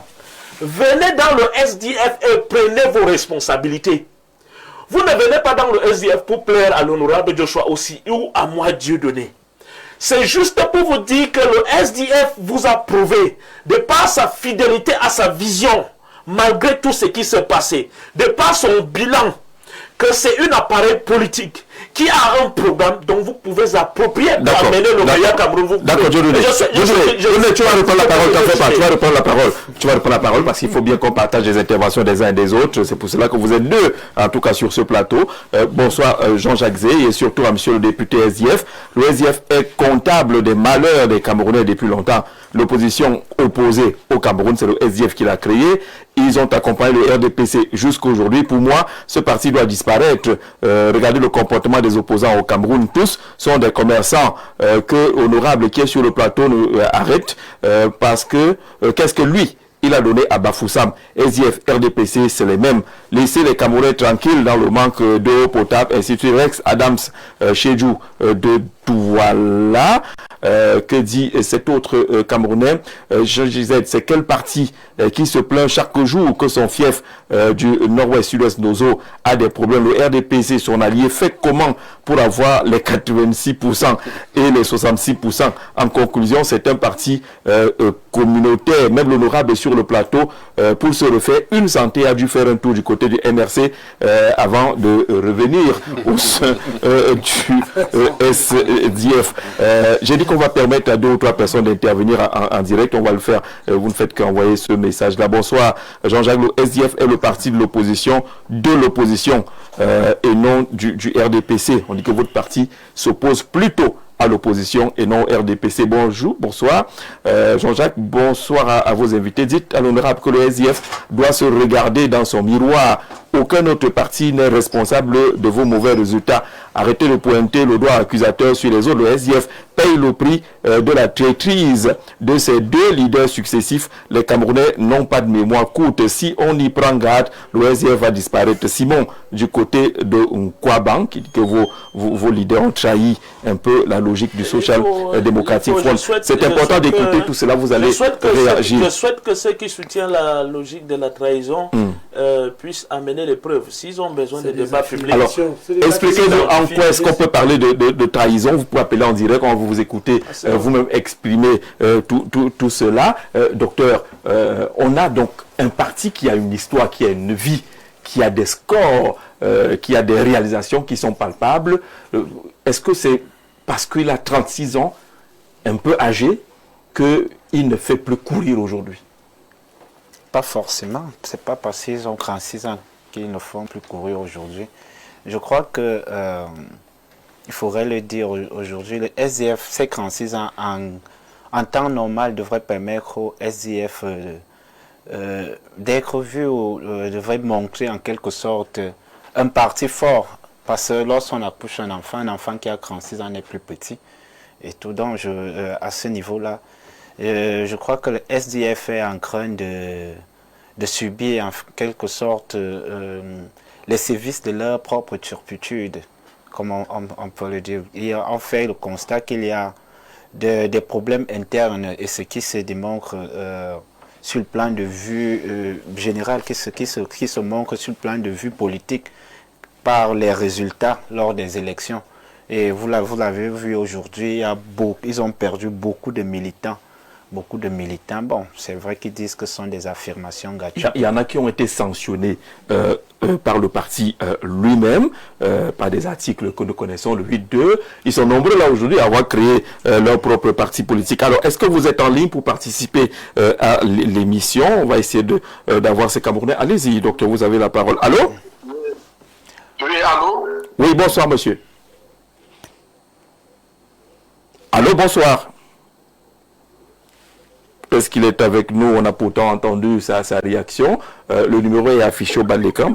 Allons-y, monsieur, on vous écoute. Bonsoir. Bonsoir, je me nomme bienvenue, j'ai appelé plus. Oui. Oui, je voudrais intervenir. Vous le faites déjà. Le SDF nous a trahis dans le 91-92. Comment cela? Parce que le SDF a refusé de se présenter aux législatives. C'est là où la situation géopolitique du Cameroun avait tourné. Le SDF était le seul parti qui pouvait concurrencer le RDP dans ces années-là. Mais subitement, ils ont pris une décision de ne pas se présenter aux législatives. C'était notre espoir, la jeunesse derrière, parce qu'on voulait le changement. Oui. Mais parce qu'ils ne sont pas présentés, ça a basculé.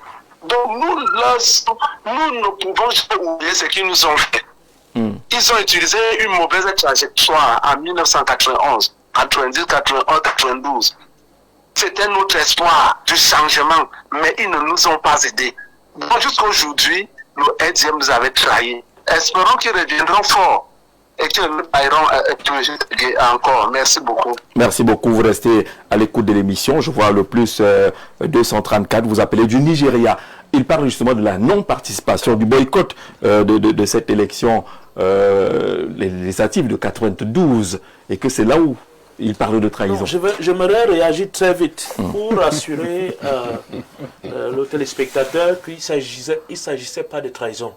En fait, c'était une question de stratégie. Oui. Avant les élections de mars 1992, le SDF dirigeait un mouvement qui était pour la refondation du Cameroun, qui était pour qu'on revoie tout l'appareil institutionnel. Et quand le SDF arrive à la tripartite de 1991, le SDF constate que l'agenda qu'ils avaient en arrivant à la tripartite étaient totalement mises de côté et que le RDPC préférait plutôt organiser une élection juste après la tripartite de novembre 91. D'accord. Le SDF a donc dit que il n'y aura pas d'élections, au moins s'il n'y a pas une commission électorale indépendante. Et beaucoup de partis politiques qui n'étaient pas beaucoup à l'époque étaient tous dans cette dynamique. Sauf que le moment venu, quand les élections sont très proches... Alors vous gardez l'écoute, hein, je vois que vous appelez quand les élections étaient déjà très proches, il est dit qu'il y avait eu une annonce qu'on devait donner 500 millions aux partis qui devaient participer. Subitement, certains partis qui étaient d'abord solidaires avec le SDF se sont désolidarisés de ce mot d'ordre de boycott et ont décidé de partir à l'élection. Et l'une des choses qui a fait que le chairman qui dirigeait le SDF est resté à respecter ce mot d'ordre était que le chairman a dit « Moi j'ai parcouru tout le Cameroun. J'ai parlé aux Camerounais de pourquoi est-ce que nous n'allons pas aller aux élections sans une commission électorale indépendante. Comment est-ce que vous voulez qu'en quelques jours, je change cette position à laquelle les Camerounais ont adhéré? Il a donc décidé de rester loyal à ce qu'ils ont dit. C'est donc une stratégie qui se fonde sur... C'est pas de la trahison. Mais je dois dire avec à ces téléspectateurs que on peut parler d'erreur stratégique parce que je vous donne mon point de vue. Parce que l'une des choses que le SDF ne voulait pas, c'était que les lois qui organisaient les élections, c'était les lois qui organisaient les élections quand on était à un système parti unique. On a compris. Qui n'était pas adapté à organiser les élections quand on est à un système multipartisan. Mais c'était aussi une opportunité parce que on pouvait aussi en profiter parce que même le RDPC ne maîtrisait pas encore comment est-ce que fonctionne la dynamique politique dans le multipartisme. On pouvait en profiter la majorité. On écoute le... On peut parler d'une erreur, pas d'une réalisation. Oui, allez-y. C'est monsieur.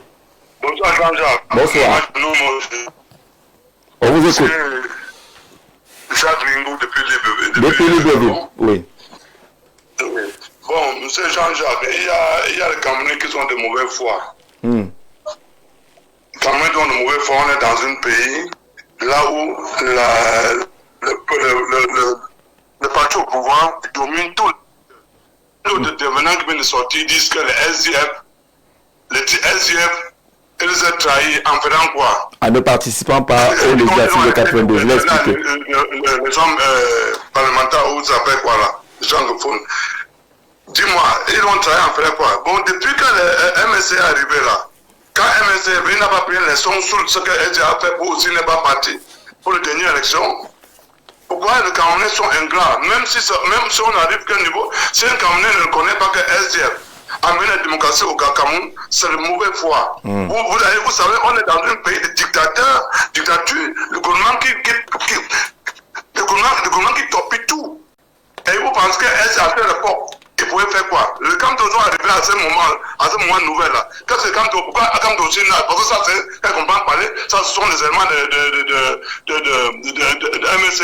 Et c'est le MSC qui parce que les Américains ont pensé que, excusez-moi le mot, ils ont pensé que non, SDF prend le pouvoir, il devait prendre tout contrôle tout sur tout. Mais maintenant, comme SDF n'a pas pu, maintenant il dit SDF s'est trahi en faisant quoi? Maintenant, quand on regarde, pourquoi quand on n'a pas pu laisser l'élection, pour ne pas aussi partir, pour ne pas aussi pour que l'élection. On vous salue à Libreville. On vous salue à Libreville. On a compris l'essentiel de votre intervention. Je rappelle qu'on a une émission en préparation sur le MRC, les dissensions qui sont enregistrées aujourd'hui au sein de cette formation politique. Vous allez réagir tout à l'heure. Allô, bonsoir. Allô, bonsoir. Vous êtes déjà en ligne. Allô? Alors, il hésite. Il va rester quand même cette plaie du boycott de législative de 92. Dieudonné dit que c'était stratégique, c'était une stratégie politique, mais les Camerounais, ceux qui interviennent, semblent retenir qu'il s'agit d'une erreur. Ah oui, c'est évident. Hein. Vu le contexte de ces années-là, le SDF avait véritablement le vent en poupe. Le SDF portait l'espoir du Cameroun nouveau.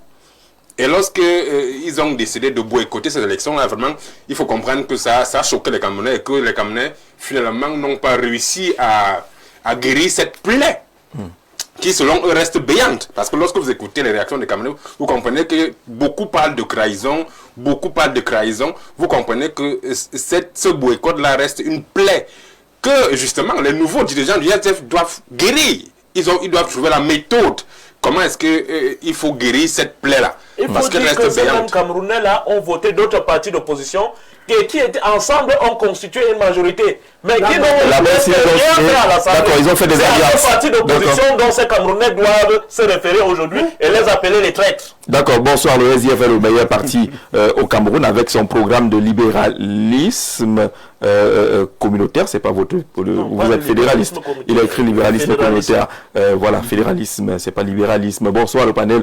Le SDF est responsable de sa propre situation aujourd'hui dès lors qu'il a commencé à dîner avec le pouvoir. Jean, du côté d'Abomba, vous avez mangé sur la table du pouvoir. Oui, on vous prend au téléphone. Bonsoir. Nous n'avons jamais participé à un gouvernement. Oui, allô, bonsoir. Oui, bonsoir. Oui, c'est monsieur. Monsieur Liban. Monsieur Liban, on vous écoute. Oui, moi, j'avoue que je ne comprends pas. Hein.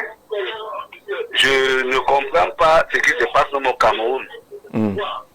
Parce que, quelque part, en 90, 91, parce que le jeune du SDF, là, même, quand vous avez 36 ans, vous avez 36 ans à son âge, là, il n'était pas là. Non, il était là. Voilà. Oui. Donc, quelque chose me dépasse parce que les mêmes choses de 90, 91, on a encore vu ça avec Maurice Kamsi. Je ne comprends pas. Si nous-mêmes, là, nous qui suivons même ces gens-là, c'est nous les idiots. Vraiment, parfois, on ne comprend pas, Jean-Jacques. Peut-être c'est nous les idiots. Parce que parfois, nous, on les suit seulement pour suivre. La même chose de 91, c'est la même chose que le professeur Kamsi aussi. Pendant qu'on les attend, ils ne viennent pas. Oui. Mais nous, on les suit toujours.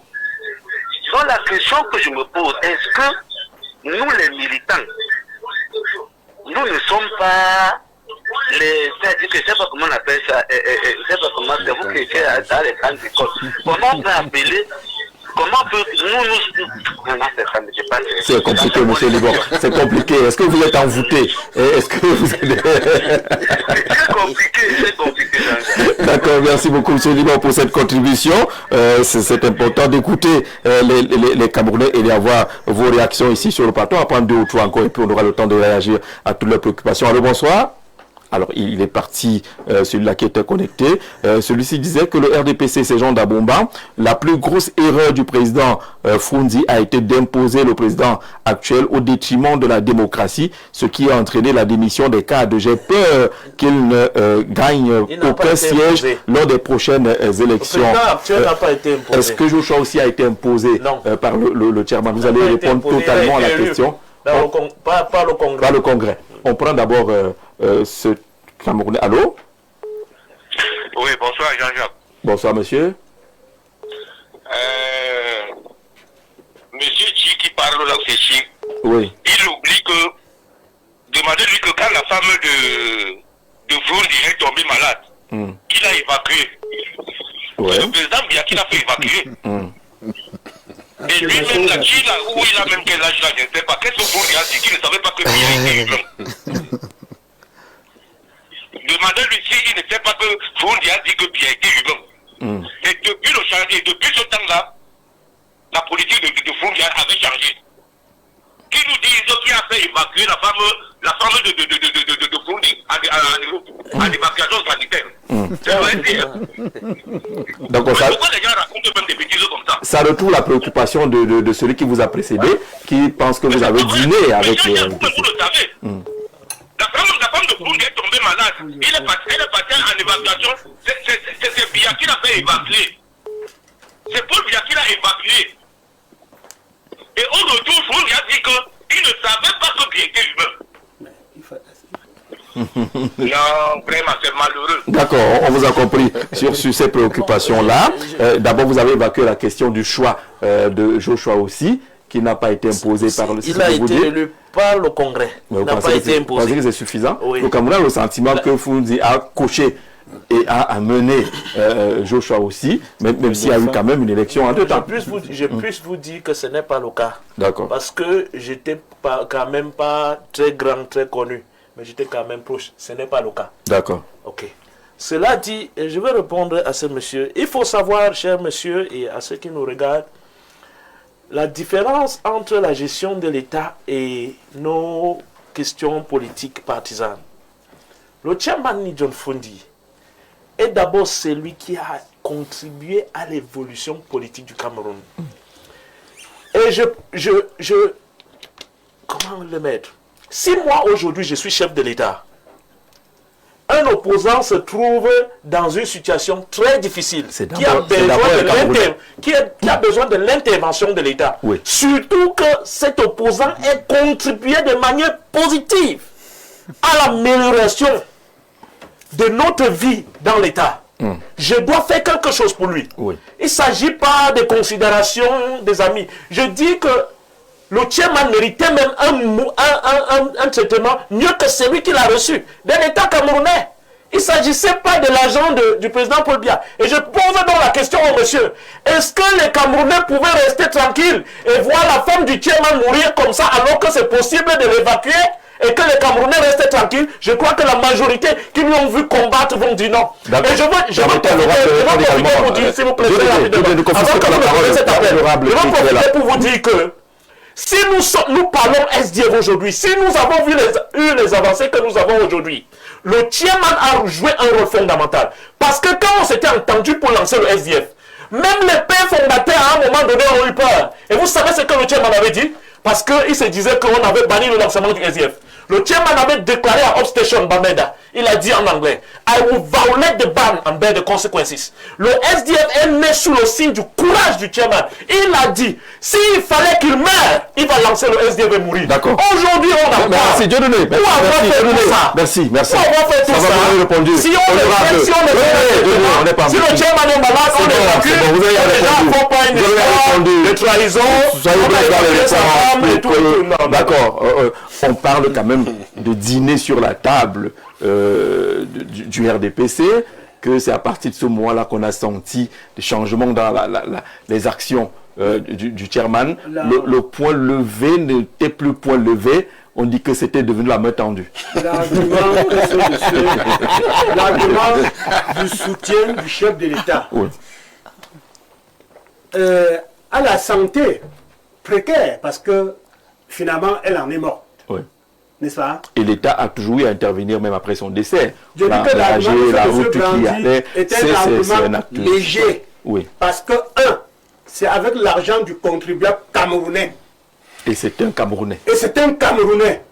Je veux rappeler à ce monsieur que pendant longtemps, c'est juste parce qu'on est dans un système parlementaire où les propositions de loi ne passent pas.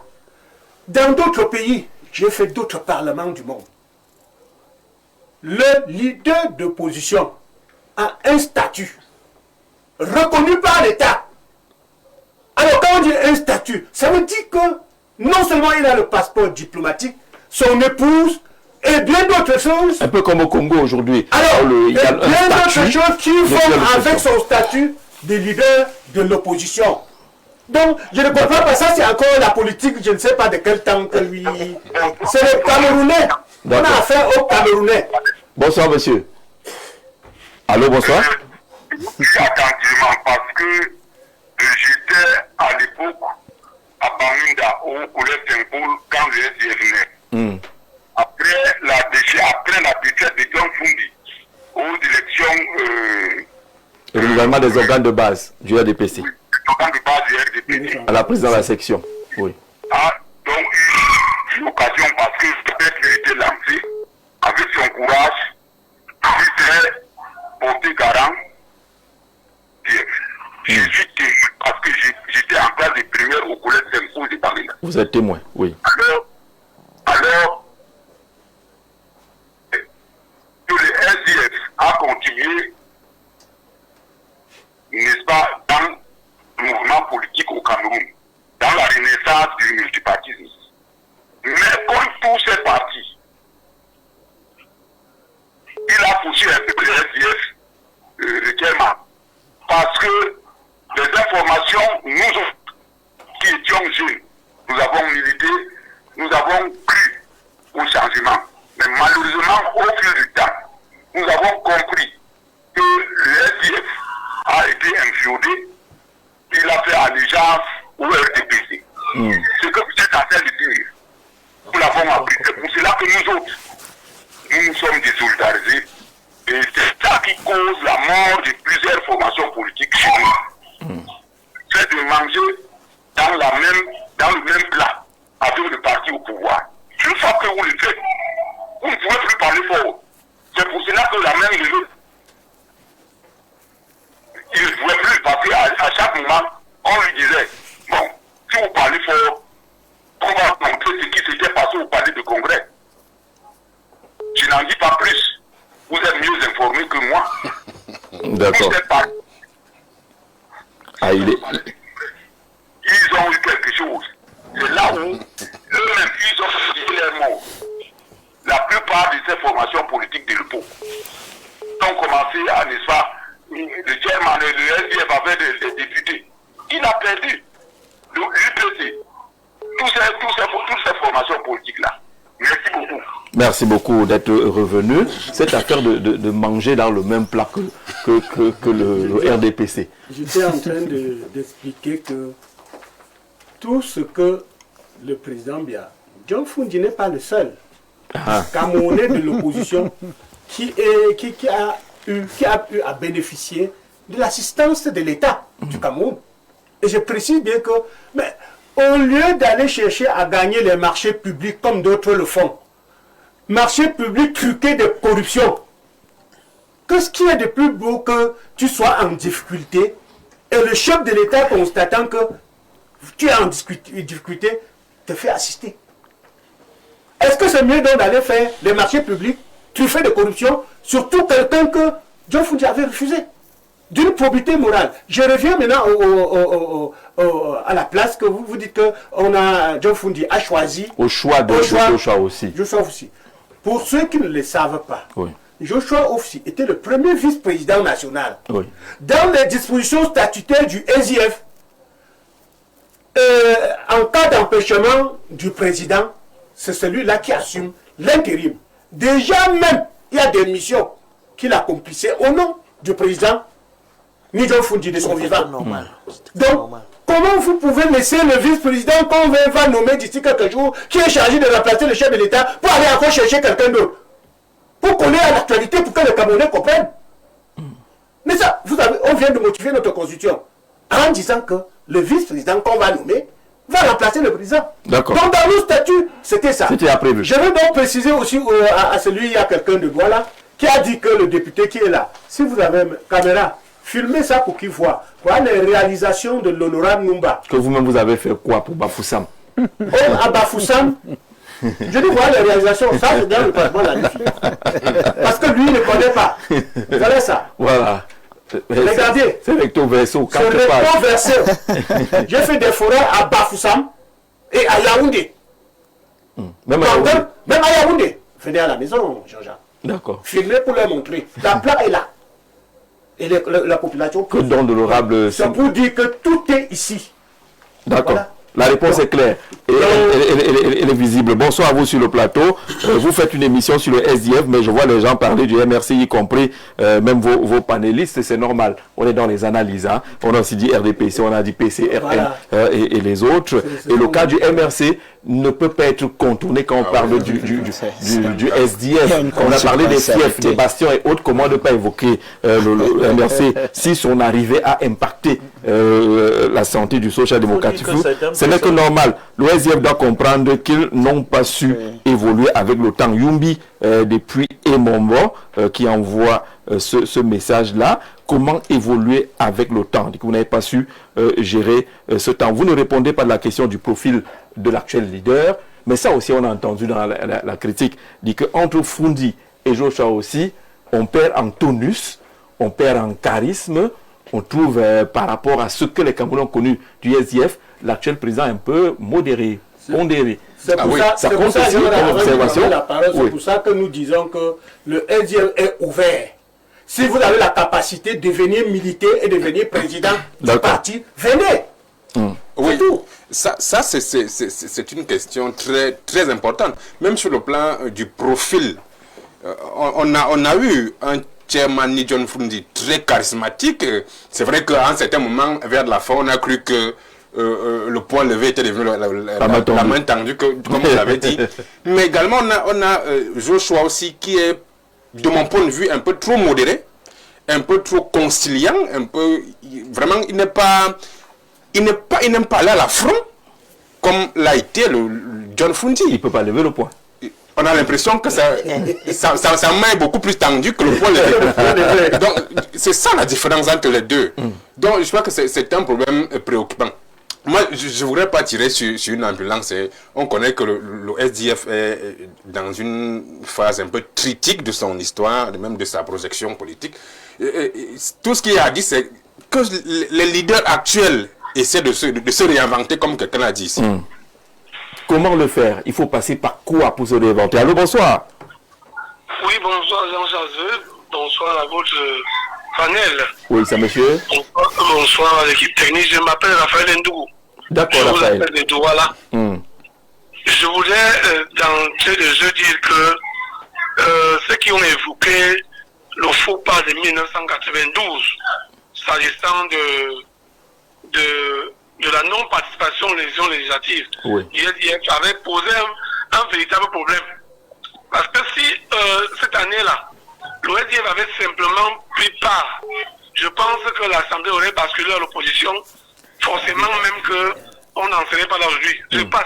Je voulais revenir très proche pour dire que là où le PDF a encore connu un problème, c'était en 2004, lors de la coalition de l'opposition, où au moment de traiter les textes de la coalition, il avait été clairement dit que le président de cette coalition devait être parfaitement bilingue, français, anglais, parlé et écrit.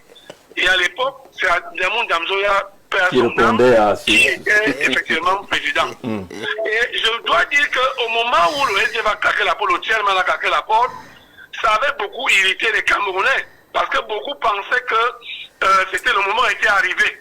Vous vous souvenez que Issa Bakari était le porte-parole. Donc beaucoup ont pensé que le chairman avait déchargé de l'argent, on va le dire comme ça. Et vous savez qu'il y a certains Camerounais qui sont allés en exil, qui affirmaient que le directeur de cabinet d'Alador lui avait remis de l'argent. Moi, je ne vais pas rentrer dans les polémiques du genre, le chef d'État avait évacué son épouse et prendre en charge, tout ça, ça n'intéresse pas. Ce qui peut encore intéresser, c'est que on a vu une chose aussi, Mouillon le maillot, au côté du chairman. Donc à ce moment-là, une chose ne peut plus être ce chairman de 1992, avec véritablement l'Union pour le changement qui portait. Ce n'est plus la même verve aujourd'hui. Je crois que les choses ont évolué. Les mises à jour ont été faites. Mais le SDF a connu ce problème définitivement alors avec l'arrivée du MRC. On va le dire comme certains le disent au quartier, que c'est un parti du village. Parce que le MRC, pour la plupart de ces cases, sont du SDF. Donc il n'est pas exclu aujourd'hui que le chairman actuel essaie de recoller les morceaux, essaie de remettre ces militants au travail pour reconquérir effectivement d'autres militants qui sont partis et voir dans quelle mesure ils peuvent effectivement gagner l'élection dans les années à venir. Justement, la question est à l'avenir. On vous prend sur la question d'avenir. Il y a des élections qui arrivent. Février 2027, on devrait avoir des élections locales. Est-ce qu'on va retrouver le SDF sur la ligne de départ? Est-ce qu'aujourd'hui il est possible pour le SDF de reconquérir ces espaces perdus? Jean-Jacques, depuis 1992, le SDF a dit nous ne boycottons plus des élections.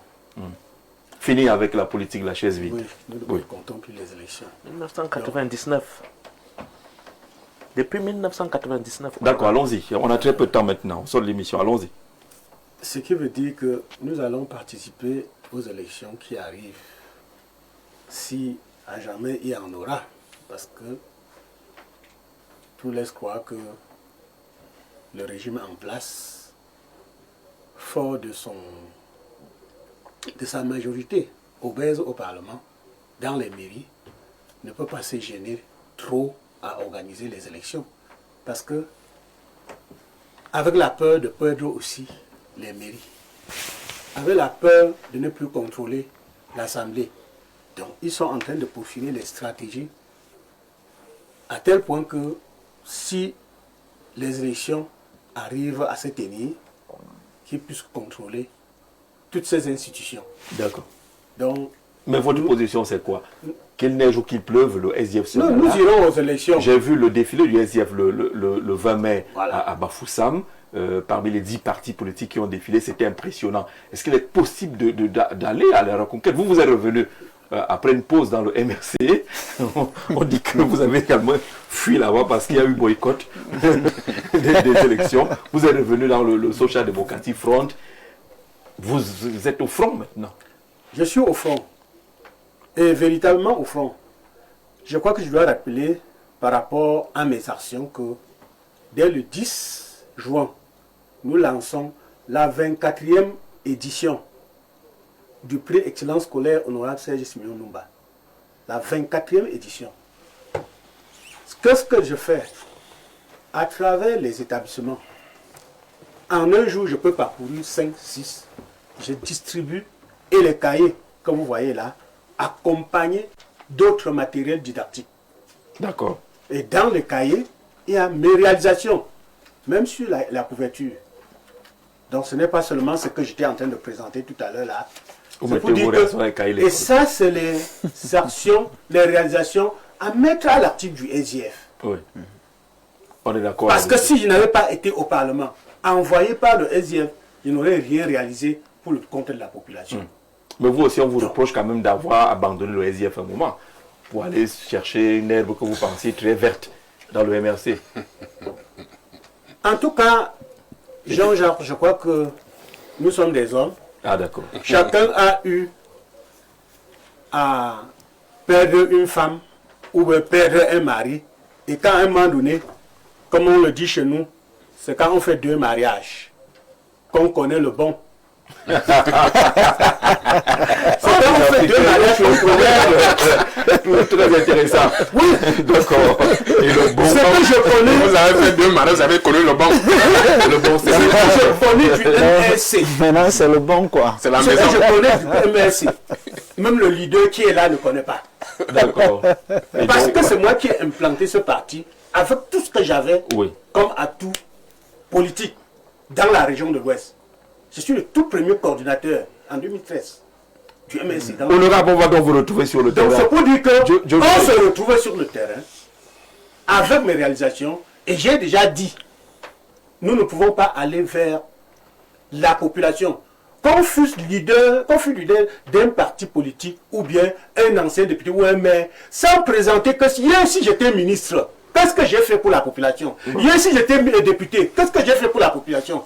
Le langage qu'on tient, parce que chaque enfant qui tient mon cahier, qui tient mon bic, qui tient mon crayon, doit se souvenir. Ceux qui puisent de l'eau que j'ai offerte aux populations au niveau des forages, il faut se souvenir de ça. D'accord, je crois que quelqu'un a même dit on n'a plus que 2 minutes. Il inviterait la population à voter celui qui a offert de l'eau à la population pendant que la population... Qu'on ne vienne pas à la dernière minute tromper les gens. Est-ce qu'on va retrouver le SDF conquérant? Il y a des élections qui arrivent. C'est ce que nous souhaitons et c'est ce à quoi nous sommes en train de travailler. Et je tiens à repréciser le message du président national lors du 36e anniversaire.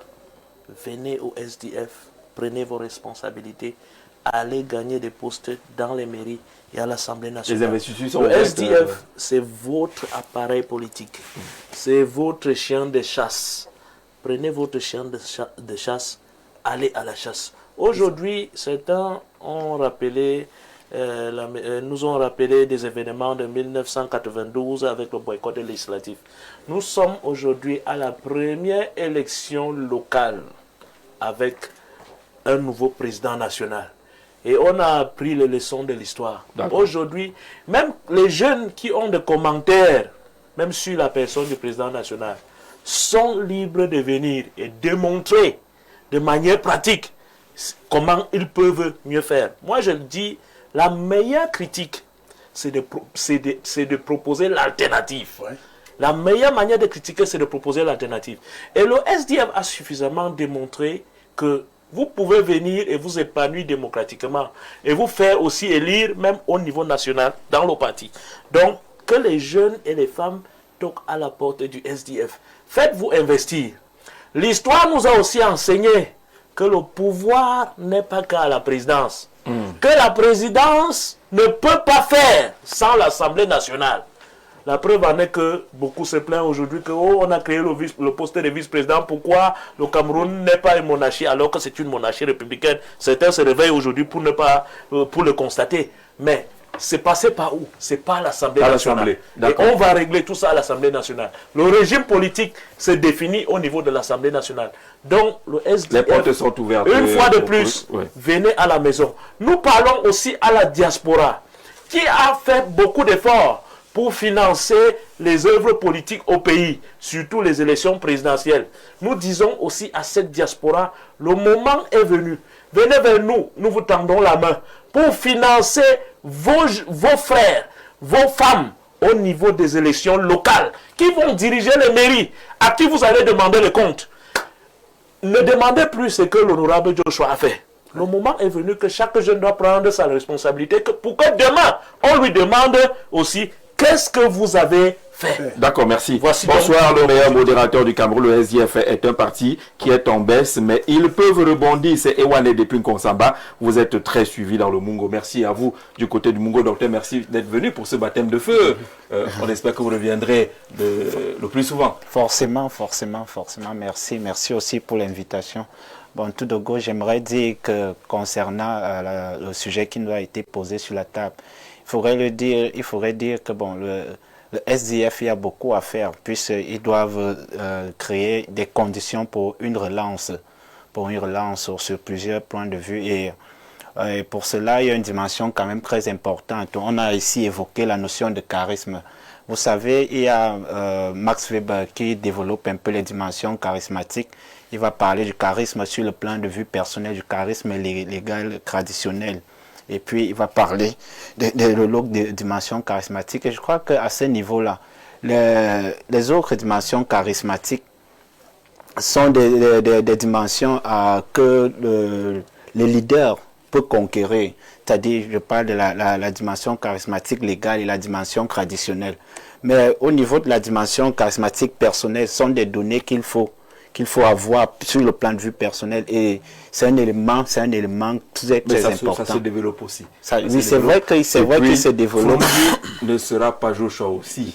C'est vrai qu'il se les différences. Mais c'est un élément. Il va s'adapter à la nouvelle donne. Justement, c'est un élément important. Et puis, ben, il y a quelque chose aussi. On parle aussi du vieillissement, du vieillissement. C'est quelque chose d'important. Il y a la jeunesse. Je suis très content d'être sur le plateau avec un jeune et un ancien.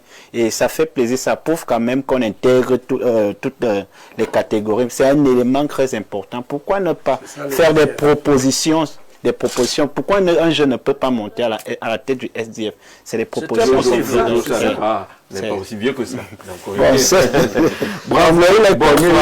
Bravo pour cette émission de rappel mémoire sur les acteurs politiques au Cameroun. C'était aussi ça l'objectif de l'émission, parce que les gens parlent des partis politiques et ne connaissent pas grand-chose de l'histoire. Ce côté historique a bel et bien été rappelé ici pour dire que le SDF, ce n'est pas un parti qu'on évoquerait avec une légèreté. Ah oui, je crois que tout a été dit. Hein. Le SDF, fort de son parcours politique, est capable de rebondir. Il faut juste que ceux qui tiennent les manettes du SDF actuellement se réinventent. On connaît qu'ils en sont capables. D'ailleurs, sur le plateau, on voit la motivation. On sent qu'il y a encore beaucoup pardonné aux Camerounais. Et vous avez vu les réactions des Camerounais, je parle maintenant aux membres du SDF. Vous avez vu les réactions des Camerounais, ce qui prouve que les Camerounais vous ont aimé et vous aiment toujours. Les Camerounais aiment toujours le SDF. Donc c'est à vous de rassurer les Camerounais, de leur demander de revenir à la maison. Comme la chanson l'a dit à l'entame de ce programme, on dit merci d'avoir accepté de venir échanger avec nous. Honorable, vous avez tout dit. Non, je n'ai pas encore demandé à ma population d'aller se faire inscrire.